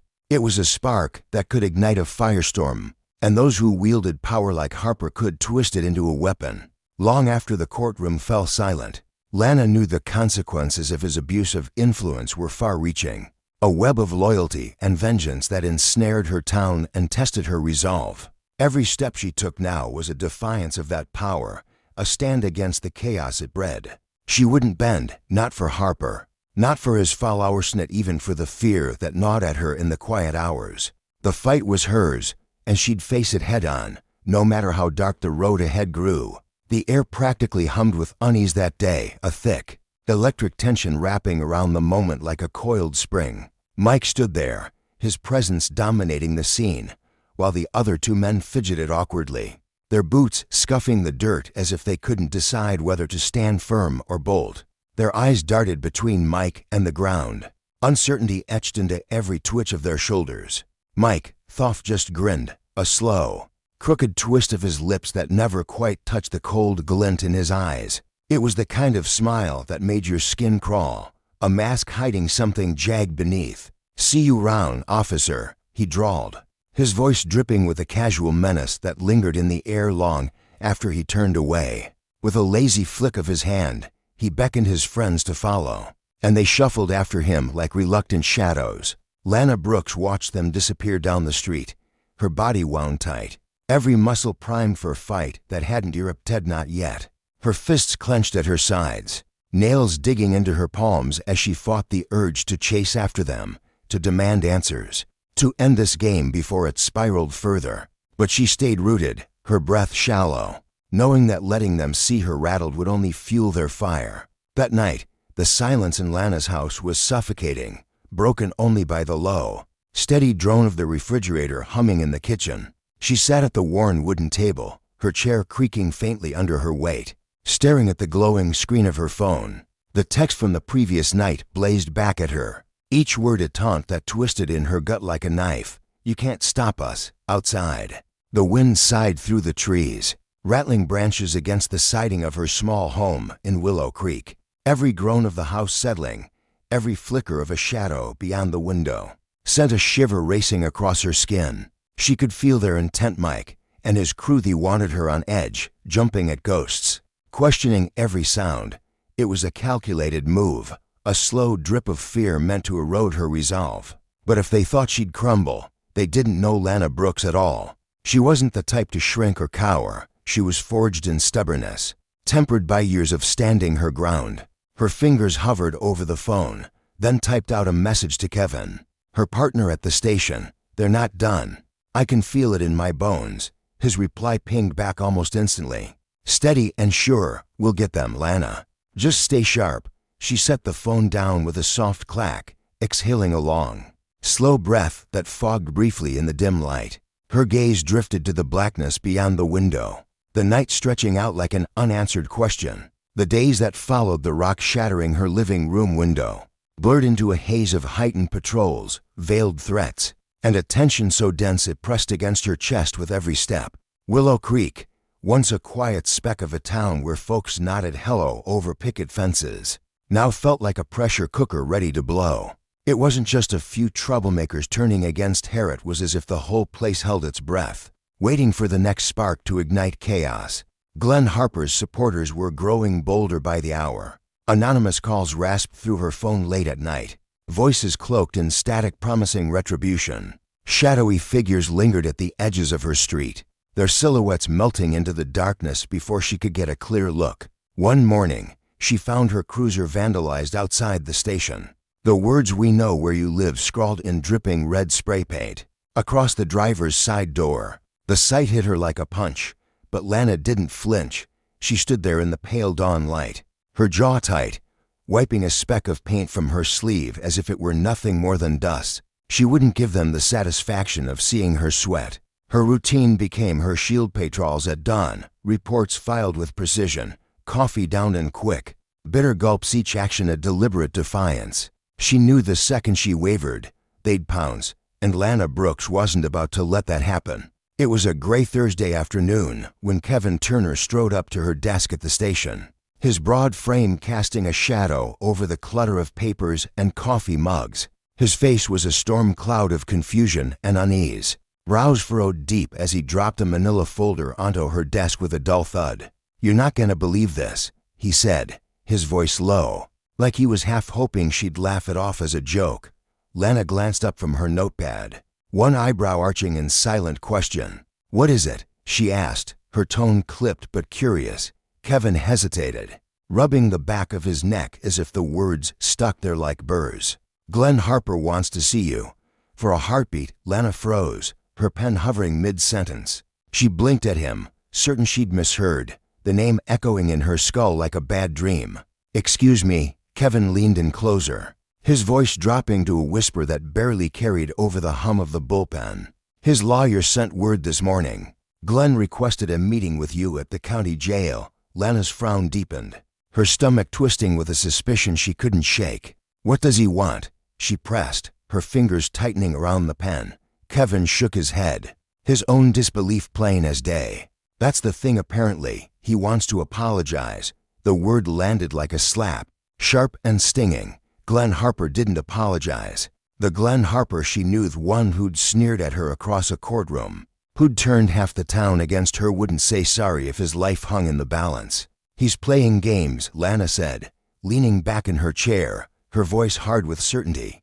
"Maybe," Kevin replied, his tone cautious, measured.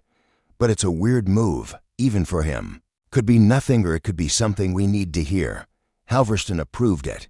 "Up to you if you go." Lana's eyes locked on the folder, her mind racing as she weighed the risks. After a long, heavy moment, she met Kevin's gaze, set it up. His eyebrows shot up, surprise flickering across his face. "You sure? I want to hear what he has to say," she said firmly, her resolve steeling. "If nothing else, it'll show me what he's plotting." Kevin nodded, though his expression betrayed his doubts. "All right, I'll drive you over." The county jail loomed just beyond Willow Creek's borders, a squat, gray fortress of concrete that radiated hostility. Its walls seemed to absorb the weak daylight, leaving the place shrouded in a perpetual gloom. The guards buzzed Lana and Kevin through the heavy metal doors, their boots echoing on the linoleum as they were led to a stark meeting room. Cement walls boxed them in, the air stale and tinged with disinfectant. A single table sat bolted to the floor, its edges chipped and worn.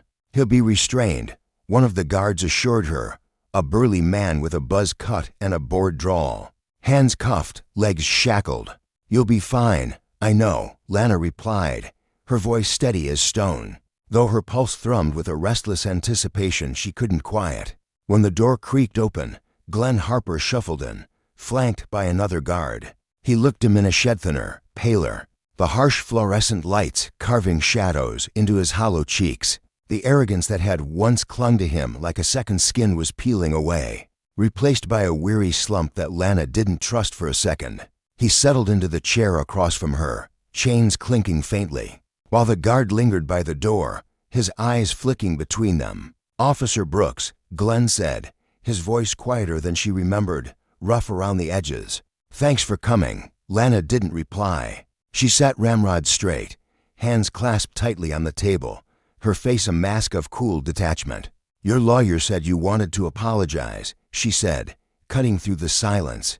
"So talk." Glenn exhaled slowly, his gaze dropping to the scratched tabletop as if he couldn't bear to meet her eyes. "I've been sitting in here for weeks now," he began, his words measured, deliberate. "Gives a man a lot of time to think about himself, about the things he's done." Lana's expression didn't budge, but she listened, her mind sifting every syllable for a hint of deceit. Glenn's voice cracked as he pressed on. "I realized something. That ninth night I came after you, it wasn't about you. It wasn't even about the uniform." He lifted his head then, his eyes meeting hers, hollow and shadowed. "It was about me. I was angry at myself, at everything I'd messed up in my life. I needed someone to blame, and there you were doing your job. So I made you the target." Lana's guard stayed up, but something in his tinier rawness she hadn't expected pricked at her defenses. This wasn't the venomous Glenn Harper she'd braced herself for. This man sounded shattered, stripped bare. "You attacked me," she said, her voice icy, refusing to let him soften the truth. "I know," Glenn replied, his head dipping low, shoulders sagging under the weight of his orange jumpsuit. "And I regret it." He hesitated, then reached into his pocket, pulling out a small, folded piece of paper with trembling fingers. "My daughter wrote me this. Haven't seen her in years, but she saw the trial on TV. She said she doesn't recognize the man I've become. Said she doesn't want me in her life until I fix myself. He slid the note across the table, the paper scraping faintly against the metal. Lana didn't touch it, her hands staying locked together. She told me if I wanted to change, I had to start by owning up to what I did, Glenn continued, his voice barely above a whisper. So that's why I'm here. I'm not asking for forgiveness, don't expect it. But I need you to know I'm sorry. Lana studied him, her eyes narrowing as she searched his face for any flicker of manipulation. Every instinct screamed caution. This was the man who'd assaulted her, who'd fueled a vendetta that still burned through Willow Creek. And now he was sorry. I don't know if I believe you, she said finally, her words sharp enough to cut. Glenn's shoulders slumped further. I don't blame you, he murmured, almost to himself. She stood abruptly, her chair scraping back with a harsh screech. If you're serious about fixing yourself, then do it, she said, her tone unyielding.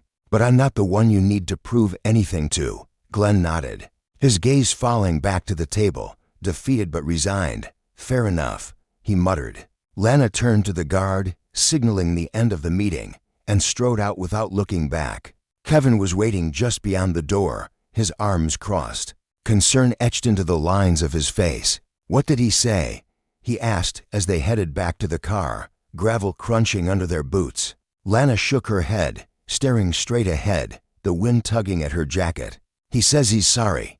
Kevin let out a dry, humorless laugh. Yeah, you believe him? She slid into the passenger seat, the door slamming shut behind her as her thoughts churned like dark clouds. I don't know yet, she admitted, her voice quiet but firm.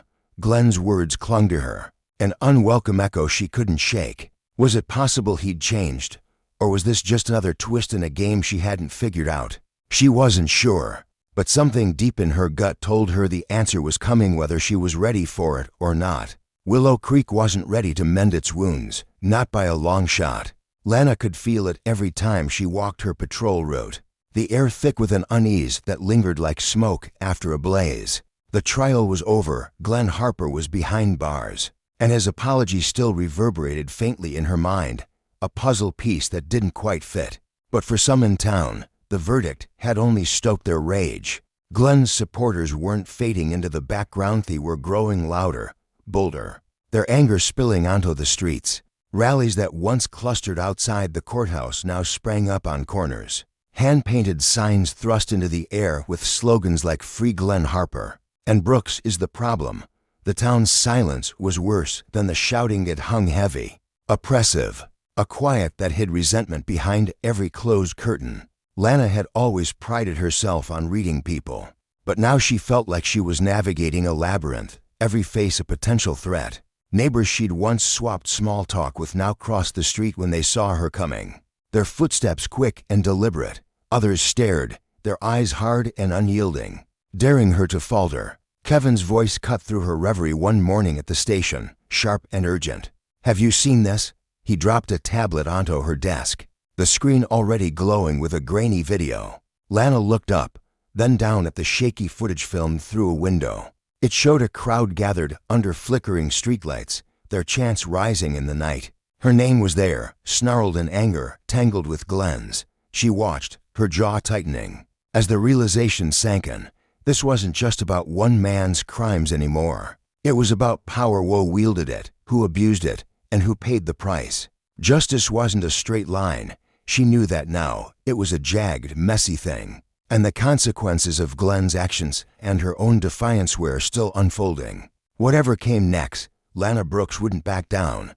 Not from Mike, not from Glenn, not from a town teetering on the edge. She'd face it head on, because that's who she was, and because the lesson of this fight, etched deep into her bones, was that letting power go unchecked only bred more chaos. The late afternoon sun hung low in the sky, casting long shadows across the cracked pavement of Lana Brooks' quiet street. She sat in her patrol car, the engine still ticking as it cooled, her eyes fixed on the reflection in the driver's side window. It wasn't her own tired face staring back at her, but a grainy image that had surfaced online, a snapshot from a few days prior, taken at Eastfield Park. In the photo, she stood face to face with Mike Renner, a weary man with a perpetual smirk, one of Glenn Harper's loyal followers. Her uniform was crisp, her baton resting at her hip, but the context had been stripped away. The caption beneath the image burned into her mind. Officer Brooks harasses locals without cause. Is she out of control? Lana's stomach churned, a tight knot of dread and anger twisting inside her. She clenched the steering wheel until her knuckles whitened, her breath fogging the glass in shallow bursts. Where had this come from? Some local Facebook group, no doubt. One of those digital cesspools where rumors festered and truth was the first casualty. She could hear Kevin's voice now, low and laced with exasperation, as he'd scrolled through the post earlier that day at the station. "It's blowing up, Lana," he'd muttered, rubbing a hand across his stubbled jaw. "They've twisted it again. It's not just noise anymore, it's a damn narrative." The video that accompanied the photo was worse. Someone had taken the footage of her encounter with micro-measured warnings. Her attempts to de-escalate and hacked it apart. All that remained was a silent clip of her standing there, rigid and imposing, while Mike taunted her with that smug grin. To anyone watching, it painted a perfect picture, a power-hungry cop picking on an innocent citizen. The reality Mike's drunken belligerence, his refusal to back off had been carved out, leaving her exposed. Lana exhaled sharply through her nose, forcing the rising tide of frustration back down. "They'll keep stirring the pot," she told herself, her voice a whisper against the hum of the cooling engine. "They always do."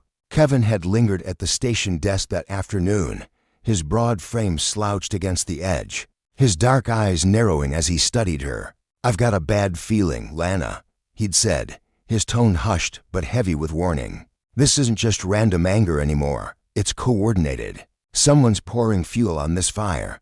She'd met his gaze, her jaw tightening. "Harper's people?"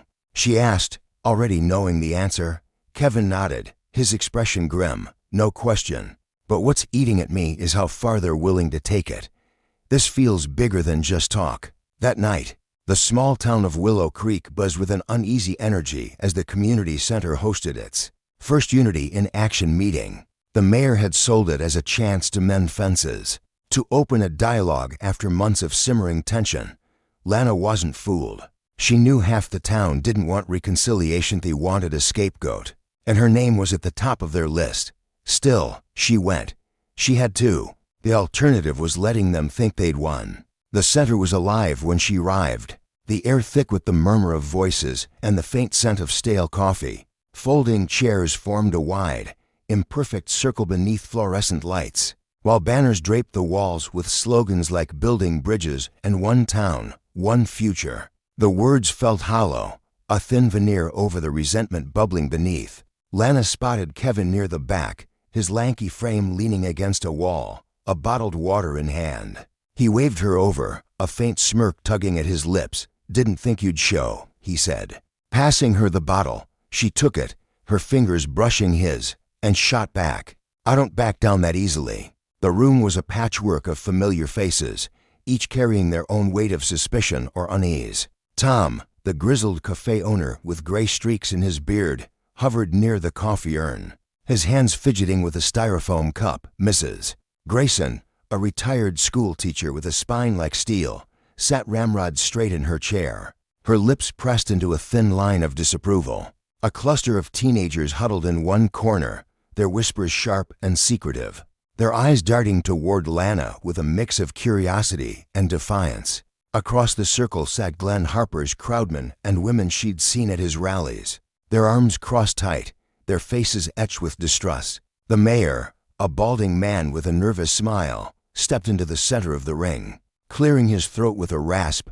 "Thank you all for coming," he began, his voice straining for optimism. "Tonight's about listening to each other, to our concerns. It's about finding a way forward, together, as a community." The sentiment was noble, but Lana felt the undercurrent of tension ripple through the room, a storm waiting to break. It didn't take long. Mike Renner stood abruptly, his chair scraping against the linoleum floor. His voice was steady, but there was a razor's edge to it, a calculated bite. "How are we supposed to feel safe in this town?" he said, his eyes locking onto Lana, "when we've got cops like her strutting around, throwing their weight like they own the place." The room shifted. every head swiveling toward her. She didn't flinch, didn't blink. Though her pulse thudded in her ears, the mayor raised a hand, his tone cautious. "Mike, this meeting's about unity, not pointing fingers." Mike snorted, a harsh sound that cut through the air.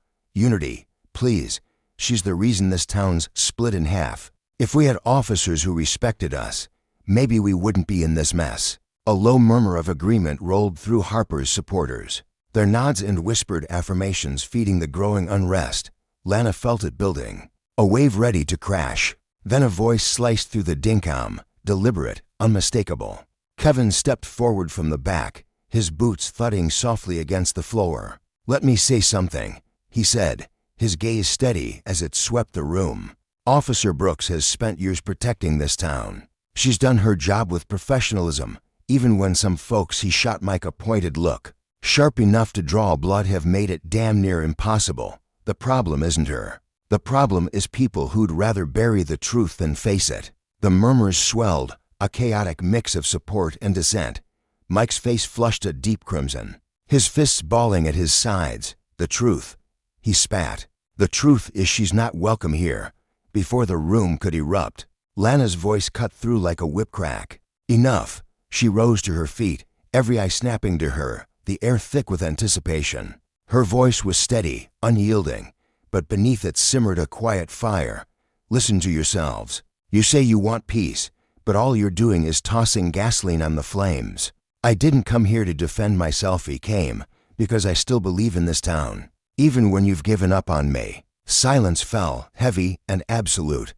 She scanned the faces around her, some hostile, some uncertain, some softened by a flicker of doubt. "You don't have to like me," she went on, her words measured but piercing. "I took an oath to protect this community, and that means every one of you, even the ones who'd rather see me gone. I'm not leaving. I'm not backing down. So if you want change, stop pointing fingers and start doing something about it."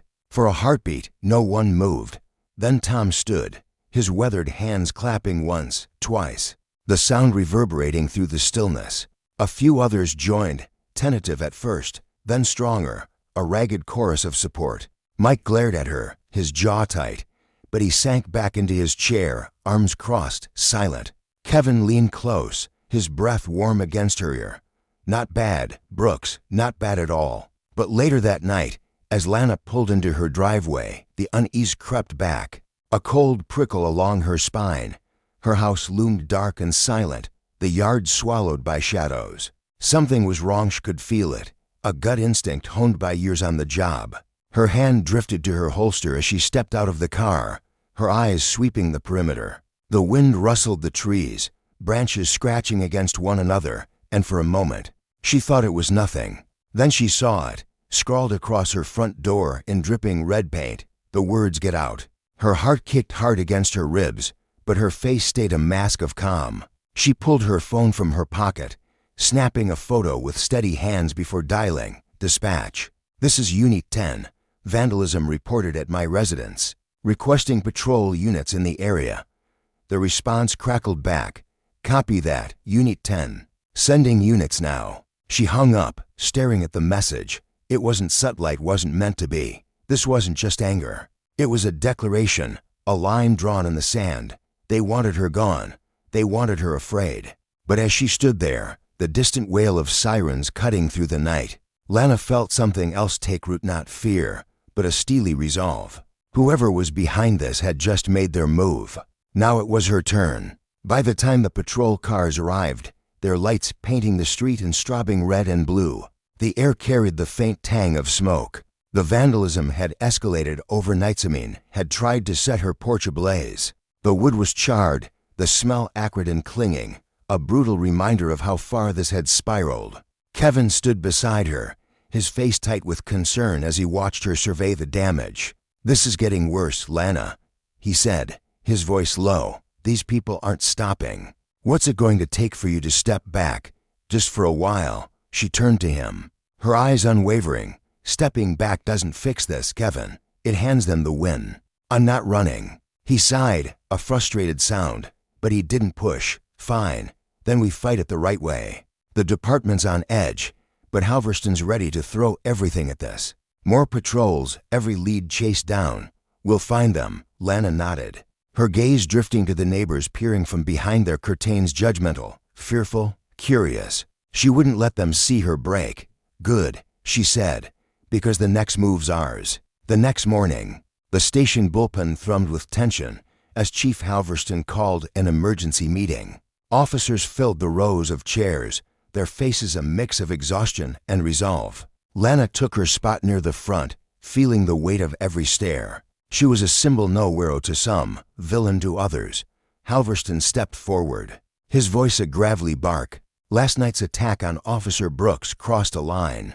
This department doesn't tolerate threats against its own. Whoever is behind this will face consequences, and we'll make damn sure they know law and order still mean something here. His eyes swept the room. Step up patrols. Track every lead, no matter how small. Hear a whisper, chase it. See something off, act. We're not letting these cowards hide. Kevin leaned over, his voice a whisper. He's fired up. About time, Lana nodded. They sent their message last night. Now we send one back. The days that followed were a tightrope walk between order and chaos. Patrols flooded Willow Creek streets, officers stopping cars, questioning lingerers, following every thread. Harper's supporters howled in protest, their signs reading Brooks out of control and justice. Not intimidation. The noise was deafening, but Lana tuned it out. Beneath the clamor, the pieces were aligning. Late one afternoon, Kevin pulled her aside in the station lot, a folder clutched in his hands. We found something, he said, flipping it open. Inside were grainy stills from a gas station camera 3 blocks from her house. 12 vehicles, their plates obscured, idling in the dark. Her pulse quickened. What is it? She asked. Kevin's eyes met hers, hard and certain. A lead, and it's just the beginning. In that moment, Lana understood the deeper lesson unfolding. Justice wasn't just a badge or a courtroom, it was a stand against those who twisted power for their own ends. Harper's people had overplayed their hand, and the consequences were closing in. For every act of intimidation, there was a reckoning waiting, and she'd be damned if she didn't see it through. As Lana Brooks hunched over her desk, her heart thudded against her ribcage. A relentless drumbeat fueled by the grainy photographs sprawled before her. Each blurry image captured the fleeting chaos of the firebombing tires screeching, shadows darting into the night. She traced a finger along the edge of one photo, her breath catching as she imagined the terror that had gripped her neighbors. When the flames erupted, "Do we have plates?" she asked, her voice tight, barely masking the storm brewing inside her. Kevin, lounging against the wall with a coffee cup dangling from his hand, flashed a grin that carried a hint of triumph.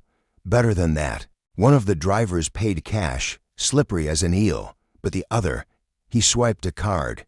We've got a name. Lana's jaw clenched, the muscles twitching as she processed the revelation. Microner.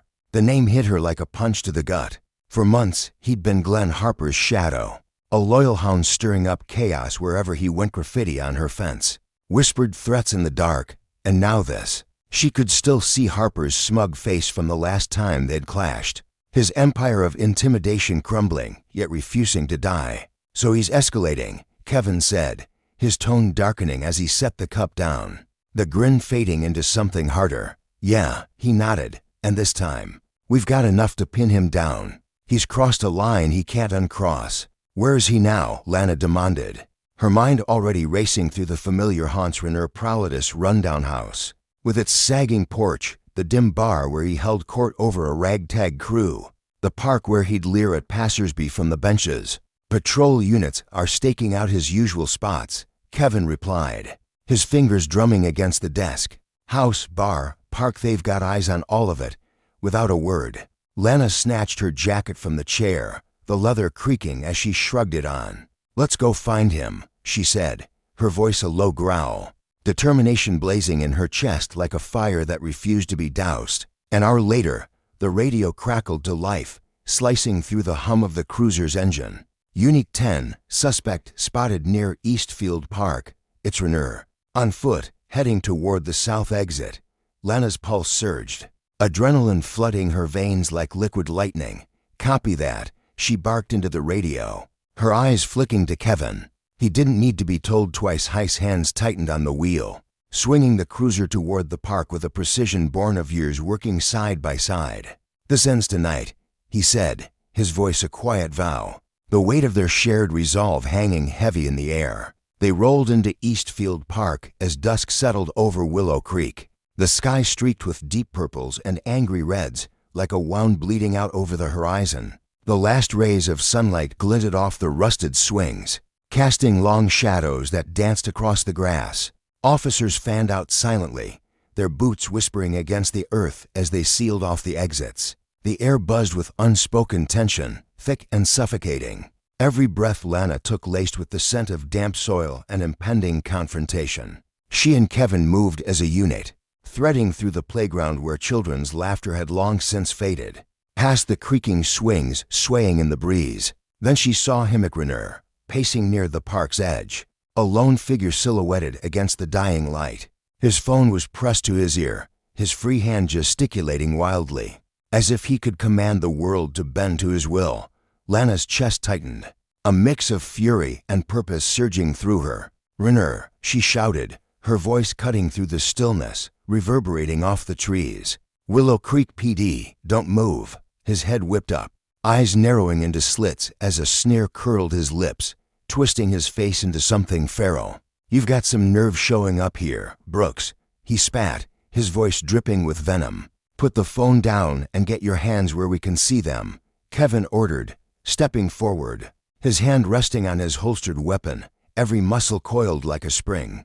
Renner's laugh was a jagged, bitter sound, his movements jerky, a man teetering on the edge of control. "What are you gonna do, lock me up like Harper?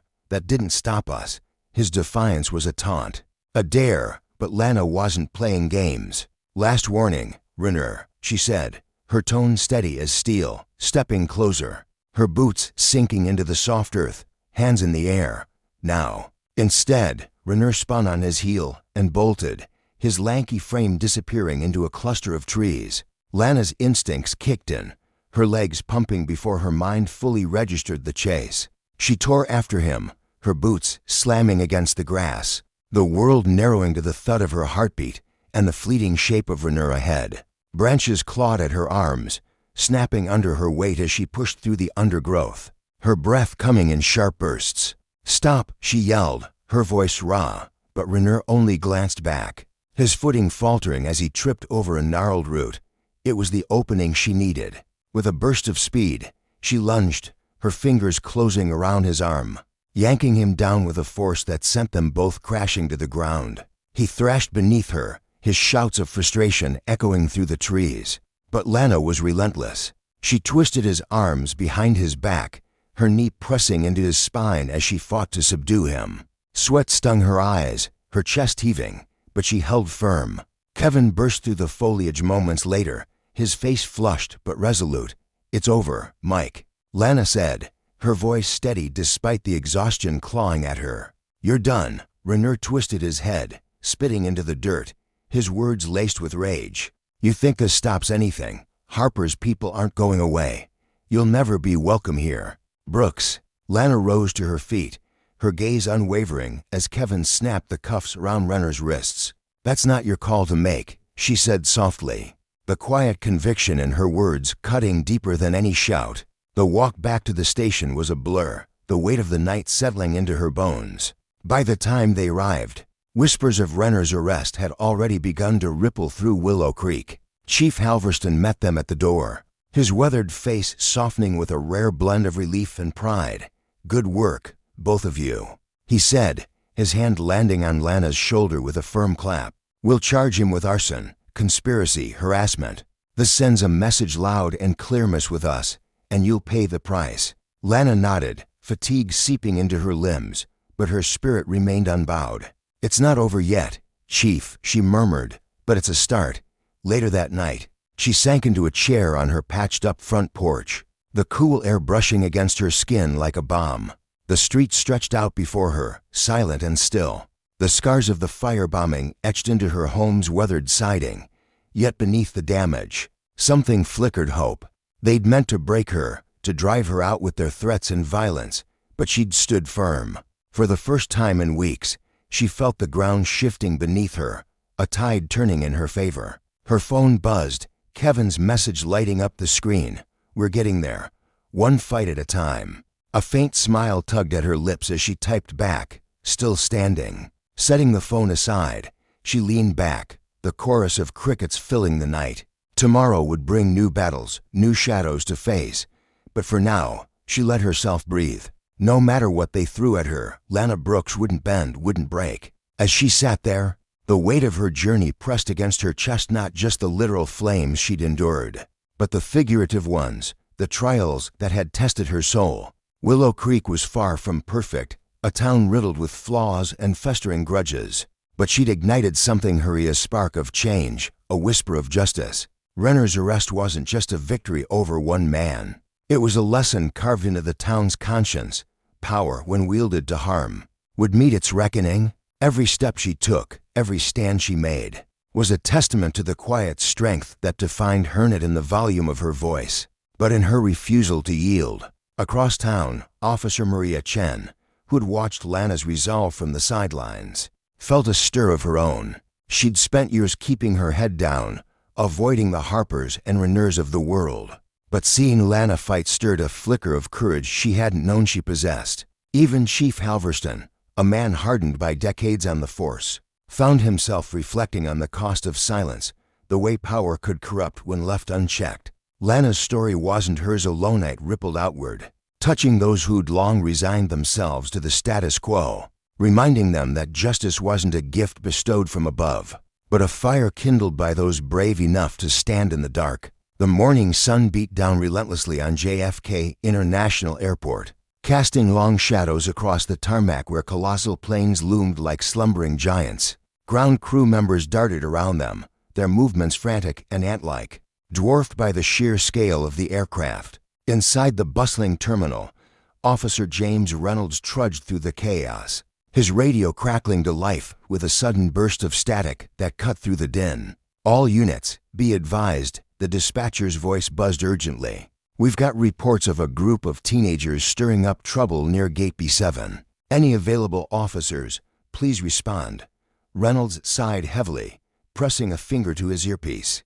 "Unit 147 responding," he muttered, his voice tinged with exhaustion as he pivoted sharply and quickened his pace toward the reported disturbance. The airport around him was a swelling tide of humanity. Travelers dragged rolling suitcases that clattered over the tiles, their voices blending into a deafening roar that echoed off the high ceilings.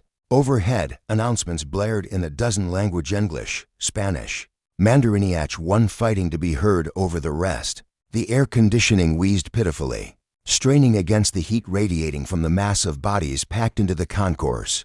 Sweat prickled at Reynolds' brow as he shoved through the crowd, his broad shoulders brushing against harried passengers who barely spared him a glance. Every step felt heavier than the last, not just from the physical exertion, but from the invisible burden he carried within. His divorce had stripped him bare financially, emotionally, spiritually.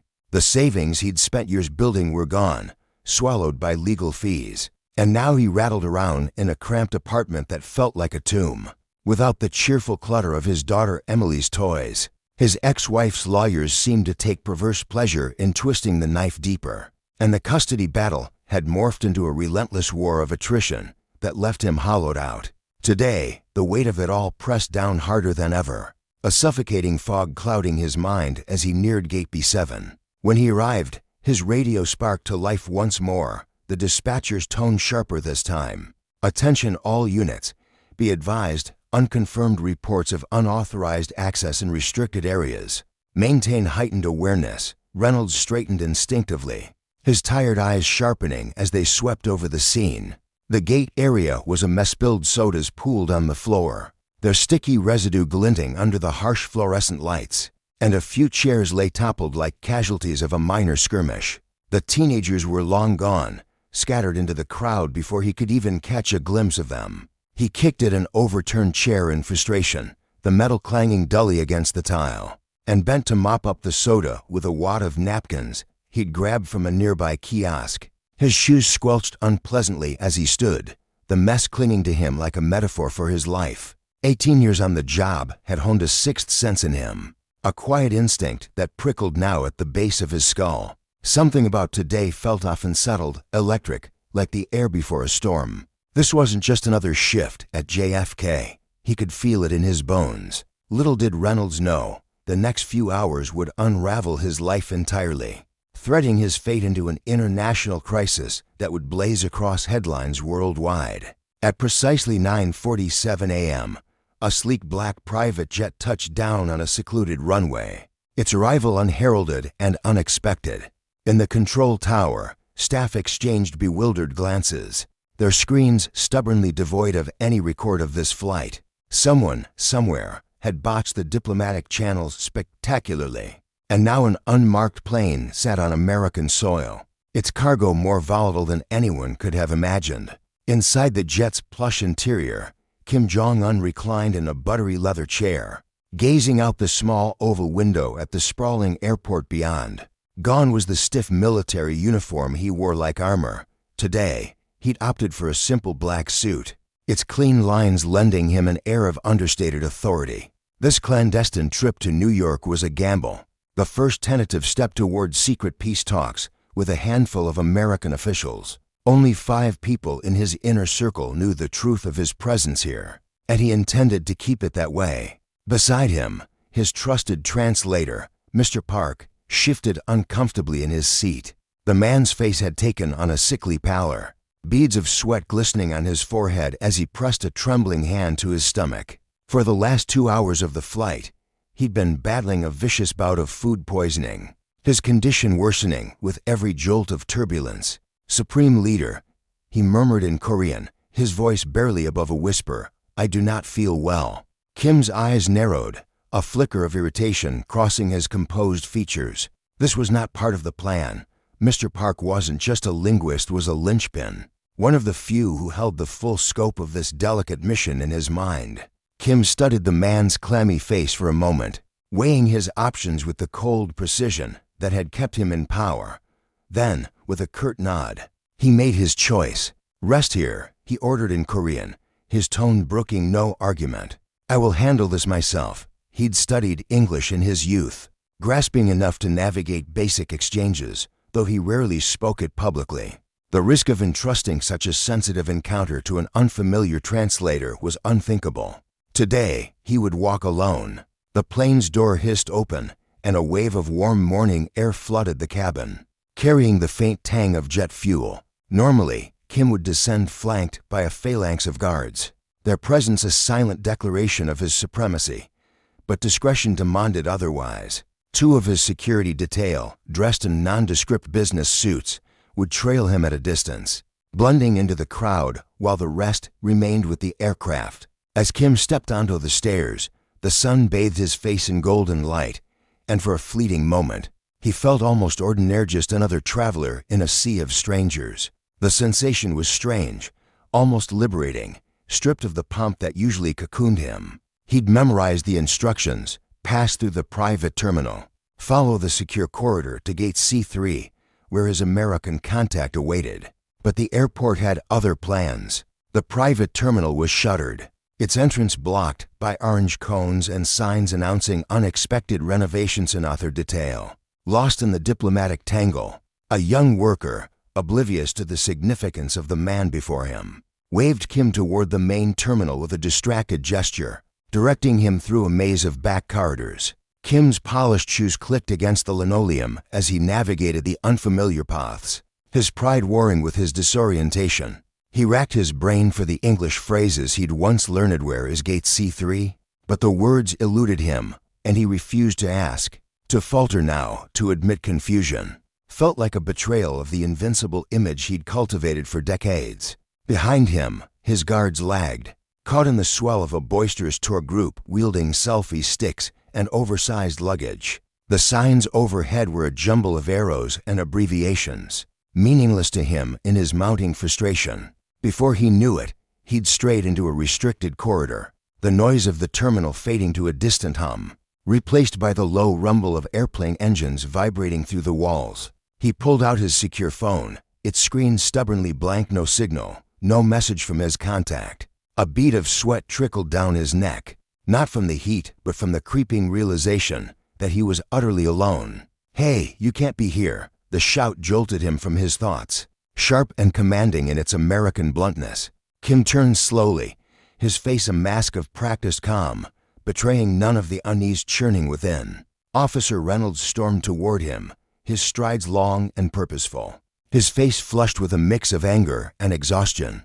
Kim understood the words can't be here, but crafting a response was another matter. How could he explain himself without unraveling the secrecy of his mission? His earpiece crackled faintly, his guard's voices tinny and distant as they struggled to close the gap.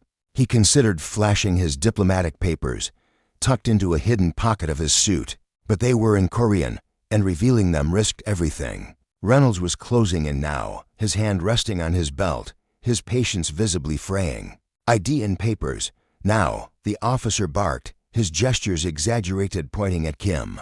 Then miming a card with his fingers, Kim hesitated, his mind racing. "Meeting important," he managed, his accent thick as he pointed vaguely toward gate C3. The words felt clumsy, inadequate, a far cry from the eloquence he wielded in his native tongue. Reynolds' face darkened, his frustration boiling over. The man's halting response made no sense, and the airport was spiraling into chaos. Reports of disturbances crackled through his earpiece, a relentless drumbeat of stress. "Sir, this is your last warning," he said, his voice slow and loud, as if volume could bridge the gulf between them. "Show me your ID, or you're coming with me to security."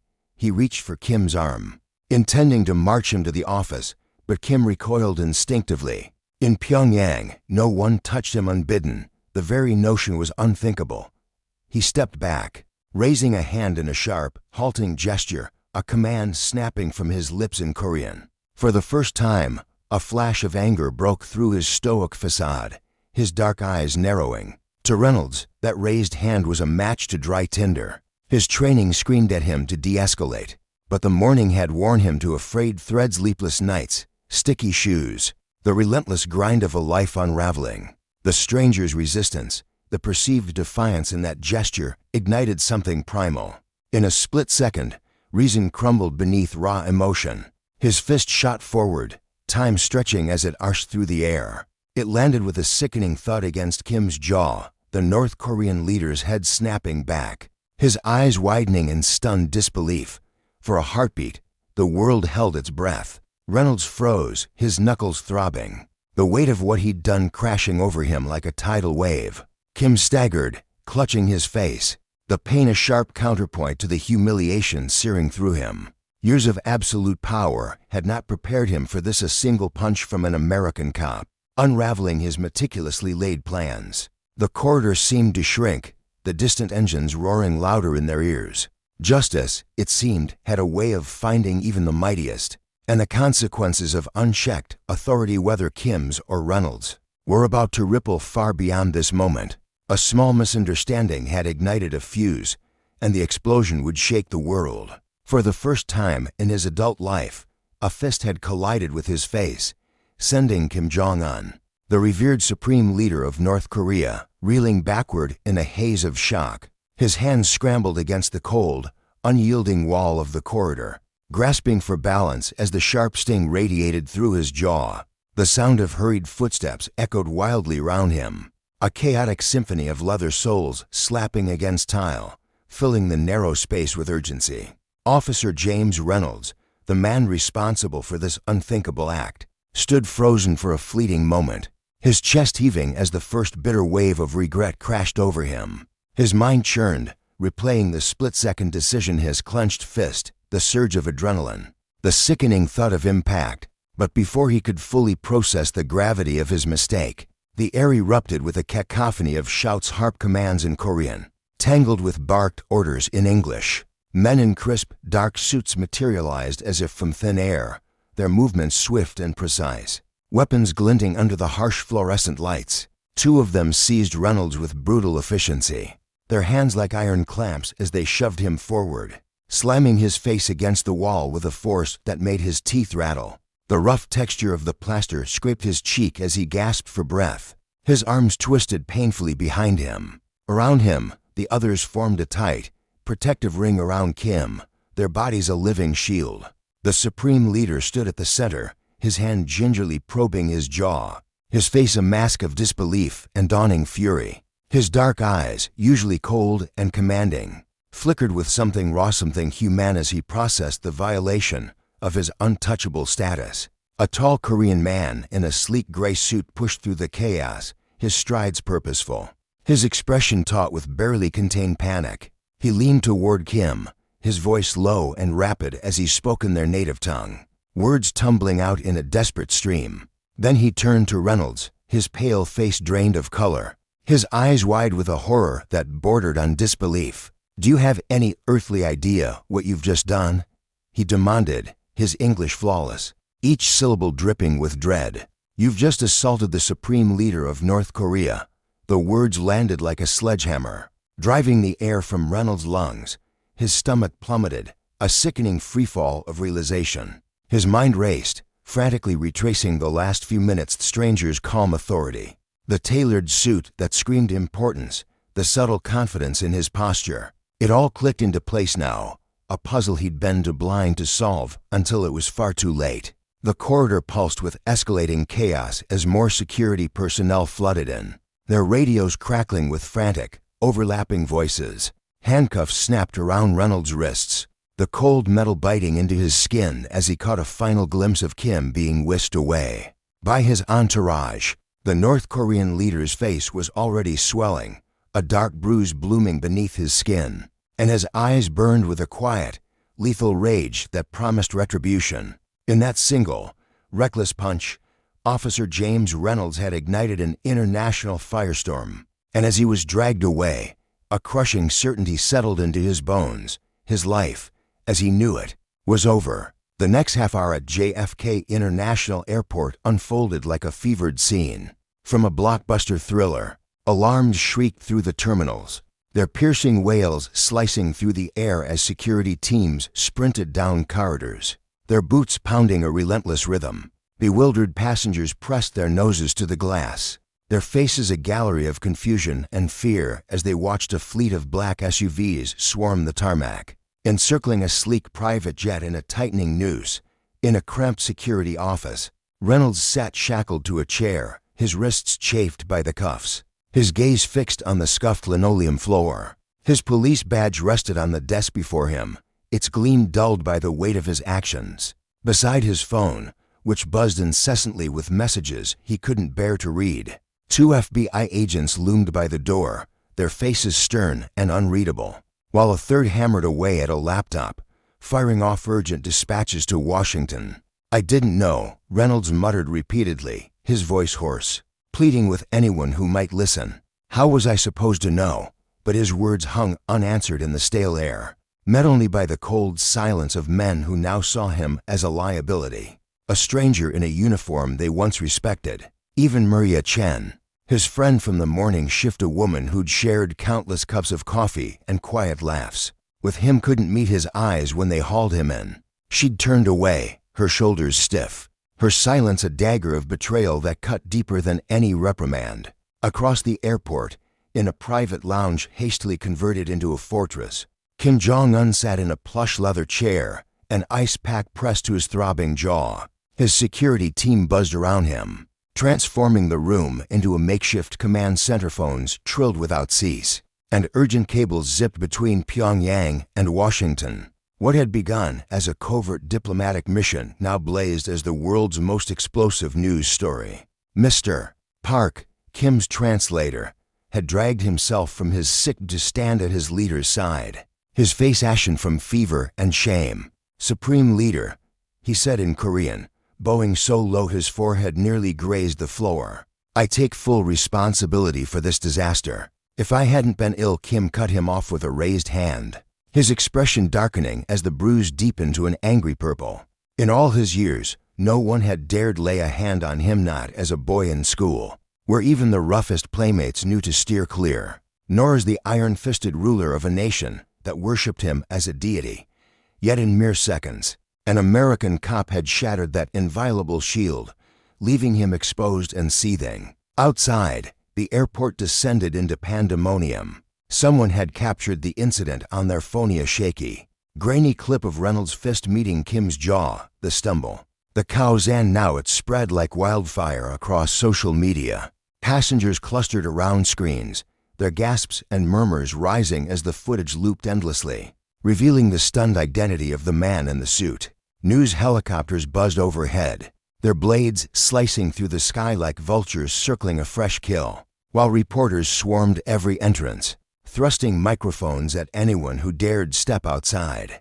Back in the security office, Reynolds stared numbly as a wall-mounted TV flickered with his own face plastered. Across every channel, Fox, Bubsich scrolling the same damning headline: American police officer assaults North Korean leader. International crisis unfolds at JFK. His throat tightened, his voice cracking as a new terror seized him. "My daughter," he croaked, the words barely audible. "Someone needs to pick up my daughter from school. The reporters they'll go there. She can't." His plea dissolved into a choked sob as he pictured 9-year-old Emily, her backpack slung over one shoulder, stepping out of school into a swarm of cameras, blissfully unaware that her father had just upended her world. The FBI agent at the laptop glanced up, his stern features softening for the briefest moment. "We'll take care of it," he said quietly, a flicker of compassion breaking through his professionalism. "We've already sent people to protect your family." Protect. The word slammed into Reynolds like a brick, twisting his gut. His family needed protection because of him, because he'd let his temper flare, because he'd swung without thinking. The door swung open, admitting a new group, men and women in sharp suits, diplomatic credentials dangling from their necks. A weary woman in her 50s strode forward, her face etched with tension. "I'm from the State Department," she said, her voice tight as a coiled spring. "And you, Officer Reynolds, have just triggered the most catastrophic diplomatic crisis this country has faced in decades." She paused, glancing at her phone as it buzzed with another alert, her expression hardening. "North Korea's issued a statement. They're calling this an act of war." The room tilted around Reynolds, his vision blurring as her words sank in. "The next 24 hours will decide if we can stop this from spiraling into something far worse," she added, her gaze piercing him like a blade. He squeezed his eyes shut, the handcuffs a cold, unyielding reminder that this was no nightmare he could escape. It was real, and it was only the beginning. By sunset, the incident had metastasized into a global catastrophe. In New York, news vans choked the streets around the United Nations, their satellite dishes piercing the sky. In Washington, the White House press room brimmed with reporters from every corner of the globe, their voices a relentless hum of speculation. In Pyongyang, vast crowds spilled into the streets, their fists clutching furious signs in Korean and English, their chants echoing through the night. The viral video had racked up over 50 million views, its images Reynolds' swift punch, Kim's stumble, the stunned faces seared into the collective consciousness. Social media erupted with memes and dark humor, but in the corridors of power, there was no laughter. Inside the White House Situation Room, the president slumped at the head of a long table, his advisors arrayed around him like sentinels, their faces grim. Screens lined the walls. Beaming live feeds of the unfolding Kaohsiung showed a satellite image of North Korea, where military units stirred with ominous purpose. "What are we dealing with here?" the president asked, rubbing eyes heavy with exhaustion. The Secretary of State stepped forward, tablet in hand. "North Korea's issued 3 statements in the last hour," she reported, her voice steady but strained. "They're calling it deliberate aggression, a declaration of war. Borders are closed, diplomats recalled, military on high alert." On the tarmac at JFK, Kim's private jet sat ringed by security, its sleek frame a silent witness to the storm. Inside, the supreme leader hunched over a secure video call, his swollen jaw a throbbing testament to his humiliation. The bruise had darkened to a livid purple, and photos of his battered face now flashed across North Korean state TV, fanning the flames of outrage. "The Americans claim it was a mistaken officer who didn't recognize you," his top general said through the feed, his tone cautious. "But our people are furious. Supreme Leader, they demand action." Kim's fingers brushed his jaw, his pride stinging more than the injury itself. He was a god in his nation, infallible and revered, yet now millions had seen him humbled by a foreign hand. Across the world, the ripples widened, China voiced support for North Korea. Russia shifted warships toward the peninsula. Japan and South Korea clamored for emergency talks. The stock market plummeted as war fears mounted, and at the United Nations, diplomats raced through marble halls, their faces etched with dread. Reynolds' single, impulsive act had exposed the fragility of power and the devastating consequences of its abuse, leaving a world teetering on the edge, where justice hung in the balance. As uncertain as the dawn, the world seemed to tilt on its axis as urgent messages raced through the grand, echoing halls of power, their frantic whispers reverberating off marble walls. Nations that had long turned their backs on one another, their borders bristling with unspoken hostility, now found themselves locked in tense, hurried conversations. Diplomats stumbled over words, their voices tight with the same gnawing dread that gripped every leader, every citizen. Could a single, reckless punch truly ignite a war? The thought hung heavy, a dark cloud swelling over the globe, threatening to burst. Social media only fanned the flames. On Twitter, World Weary clawed its way to the top of the trending list, each hashtag a jagged shard of fear piercing the digital ether. TikTok overflowed with videos dissecting the punch frame by frame, angle by angle, some users zooming in with forensic precision, others overlaying dramatic music or sarcastic commentary. Laughter mingled uneasily with panic, for every jokester mocking the absurdity. There was someone else posting blueprints for makeshift bunkers, their shaky hands betraying the terror beneath their bravado. Falsehoods spread like wildfire, rumors of troop movements along borders, whispers of covert strikes in the night. Each fabricated headline tightened the noose of tension, pulling the world closer to the edge. Then came the broadcast from North Korea. State television flickered to life, beaming images of Pyongyang's sprawling streets packed with soldiers, their boots pounding the pavement in perfect unison. Tanks rumbled past, their engines growling menace, while towering missiles rolled through the city on flatbeds, gleaming under the gray sky. The message was unmistakable. North Korea stood poised, unyielding, ready to meet fire with fire. In homes and offices worldwide, people froze, their eyes glued to screens, hearts thudding in their chests. Deep within the White House Situation Room, the air was thick with dread. A young aide burst through the door, her face pale, clutching a stack of fresh satellite photos. The glossy images spilled across the table, grainy shots of North Korean missile launchers, rolling out from hidden bunkers, their steel bodies glinting ominously in the dawn light. A suffocating silence swallowed the room. The president rose slowly from his chair, his broad shoulders squared, but his eyes weary as they flicked across the chaos unfolding. On the wall of screens, news feeds blared in a dozen languages, maps pulsed with red alerts, and analysts murmured in hushed, urgent tones. "Get me someone who can talk to Kim Jong-un directly," he commanded, his voice low but edged with steel. "And dig up everything you can on this police officer, his past, his family, every damn detail. We need a way out of this mess before it's too late." As dusk settled over the East Coast, the world teetered on a knife's edge, holding its breath. What had started as a fleeting scuffle at an airport, a moment of flared tempers, had ballooned into a standoff between nuclear giants. And somewhere, in a dimly lit safe house tucked away in the rolling hills of upstate New York, Officer James Reynolds sat alone, watching the nightmare unfold on a flickering television screen. He was 45, a man of quiet routine, divorced, a father, an 18-year veteran of the police force, unwittingly cast as the spark that might set the world ablaze. 3 days had passed since the incident, and the FBI had whisked him away to this modest two-bedroom retreat. After a mob pelted his apartment windows with rocks, their shouts of rage echoing through the night, the house was cozy enough, a soft couch, a small kitchen with a chipped coffee mug on the counter, but it felt like a cage. Guards flanked the doors, their rifles a constant reminder of his isolation. He couldn't leave, couldn't touch his phone, couldn't reach out to anyone unless the agents permitted it. The TV in the corner droned on, a relentless loop of his own life story twisted into something unrecognizable.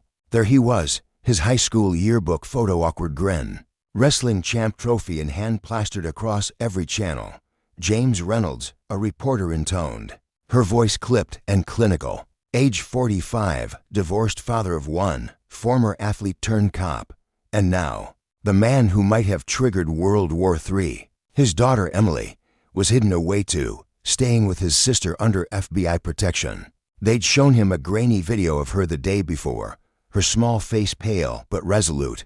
She'd tried to smile, her 9-year-old courage shining through, but her eyes wide. Hazel eyes he'd always adored were shadowed with fear. At school, the other kids had turned cruel, branding her the war starter's daughter. The video ended with her voice, soft and trembling. "When can I see Dad again?" Reynolds had replayed that question in his mind 1,000 times, each echo slicing deeper into his chest. He stood and shuffled to the window, peering through the blinds. Two guards lingered outside, their silhouettes stark against the twilight. They weren't there to trap him. He knew they were shielding him from the protesters who'd tracked him down, their fury spilling over in death threats that flooded his inbox. Some labeled him a traitor, a disgrace to his badge. Others hailed him a hero, a symbol of defiance. A handful of wild voices even urged him to run for president, as if one punch could rewrite destiny. The absurdity of it all churned in his gut. "Mr. Reynolds," the voice startled him, and he turned to see Sarah Chen, a young government lawyer, stepping into the room. She carried a thick folder, her shoulders slumped under its weight. Her dark eyes ringed with exhaustion. "We need to talk about the charges." He sank back onto the couch, nausea rising like bile. The list was endless: also, diplomatic violations, reckless endangerment, and it grew daily. A noose tightening around his neck. Some politicians bade for treason charges. Others suggested shipping him to North Korea to face their justice. "Your union lawyer quit this morning," Sarah said, flipping open her folder. "Said it's too high profile, but we've got someone new willing to step in." She hesitated, scanning her notes. "Good news, security footage proves you didn't know who he was when you hit him. Bad news, everything else." Reynolds nodded, his throat too tight to speak. 18 years on the force, countless nights, patrolling icy streets, breaking up bar fights, comforting victims reduced to ash by one split-second mistake. The department had cut him loose the moment the story broke, his pension vanishing, his savings bleeding out to legal fees.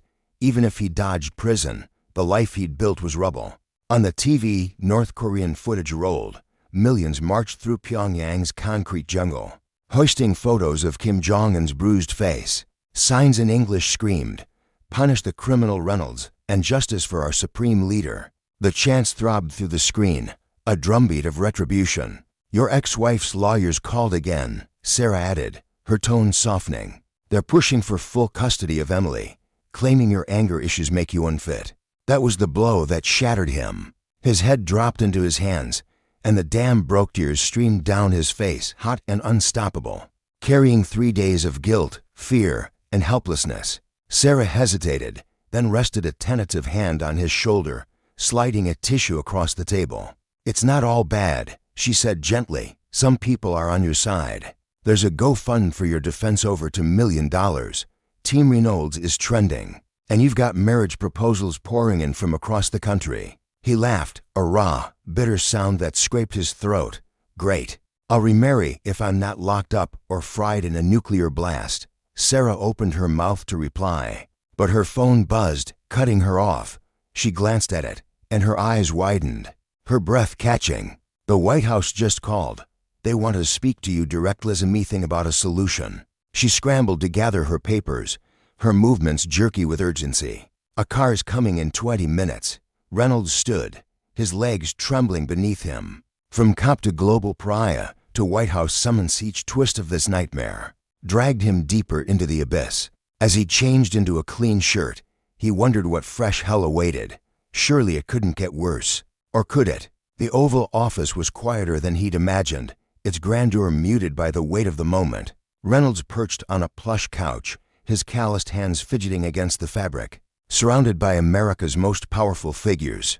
The president stood near his desk, thumbing through a secure tablet, his jaw tight. The Secretary of State paced, murmuring into a phone, her heels clicking softly on the hardwood. All eyes awaited one call. When the red phone rang, the room stilled, a collective breath held. The president answered, his voice measured. "Mr. Kim, thank you for taking my call." On a massive wall screen, Kim Jong-un appeared, his bruise now a sickly yellow-green, a stark reminder of the incident.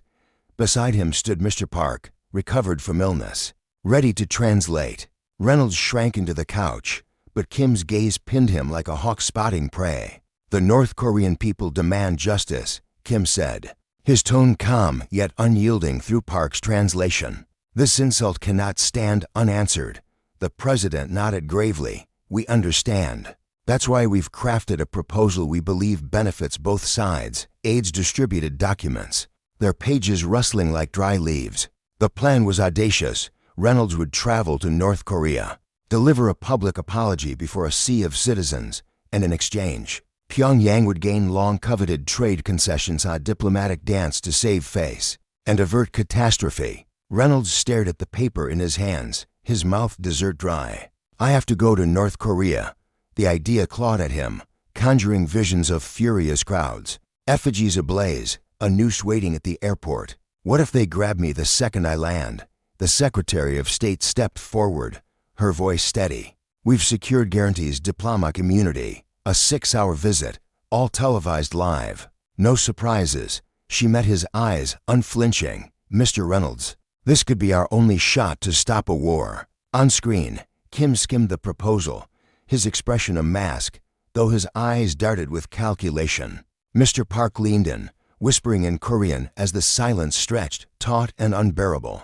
Reynolds' mind reset to Emily, to the mobs outside his safe house, to the specter of missiles arcing across the sky. Finally, he spoke, his voice barely above a whisper. "I'll do it. I'll go." Kim's head snapped up, surprise flickering through his translator's words. "The policeman agrees so fast. Why?" Reynolds stood, legs unsteady, and faced the screen. "Because I have a daughter. Because I screwed up. Because I don't want her growing up in a world torn apart by my mistake." For the first time, something shifted in Kim's face, a flicker of recognition, perhaps, or understanding. He murmured in Korean, and Mr. Park's eyes widened as he translated, "I accept, but with one condition. When Officer Reynolds comes to Pyongyang, he brings his daughter. My own father." The words hung unfinished, a thread of humanity weaving through the cold machinery of power. In that moment, justice and consequence collided, not just for Reynolds, but for a world teetering on the brink, where one man's error laid bare the fragility of peace and the ruinous cost of unchecked might. The air in the Oval Office felt heavy that evening, as James Reynolds stepped out into the cool Washington night, his mind a whirlwind of disbelief and dread. Just hours ago, he'd been a disgraced ex-cop turned international pariah, the man who'd punched a dictator on a grainy video that had set the world ablaze. Now, he was something else entirely, a diplomatic envoy, entrusted with a mission so surreal it could have been ripped from a Hollywood script. In 3 days, he'd board a plane to North Korea, his 9-year-old daughter Emily by his side. His stomach churned as the black SUV rolled through the quiet streets toward the safe house.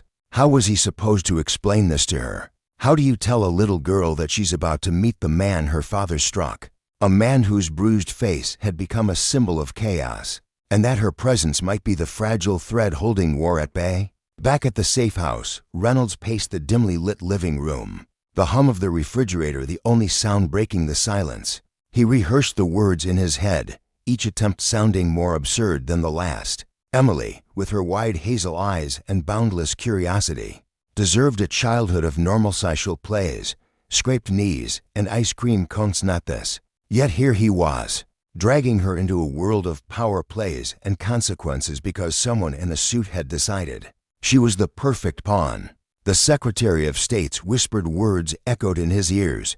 "It humanizes the situation. The media will eat it up." He clenched his fists, torn between fury at their cynicism and a flicker of hope that maybe, just maybe, they were right. 3 days later, the Great Hall in Pyongyang loomed before them, a cavernous space buzzing with tension and anticipation.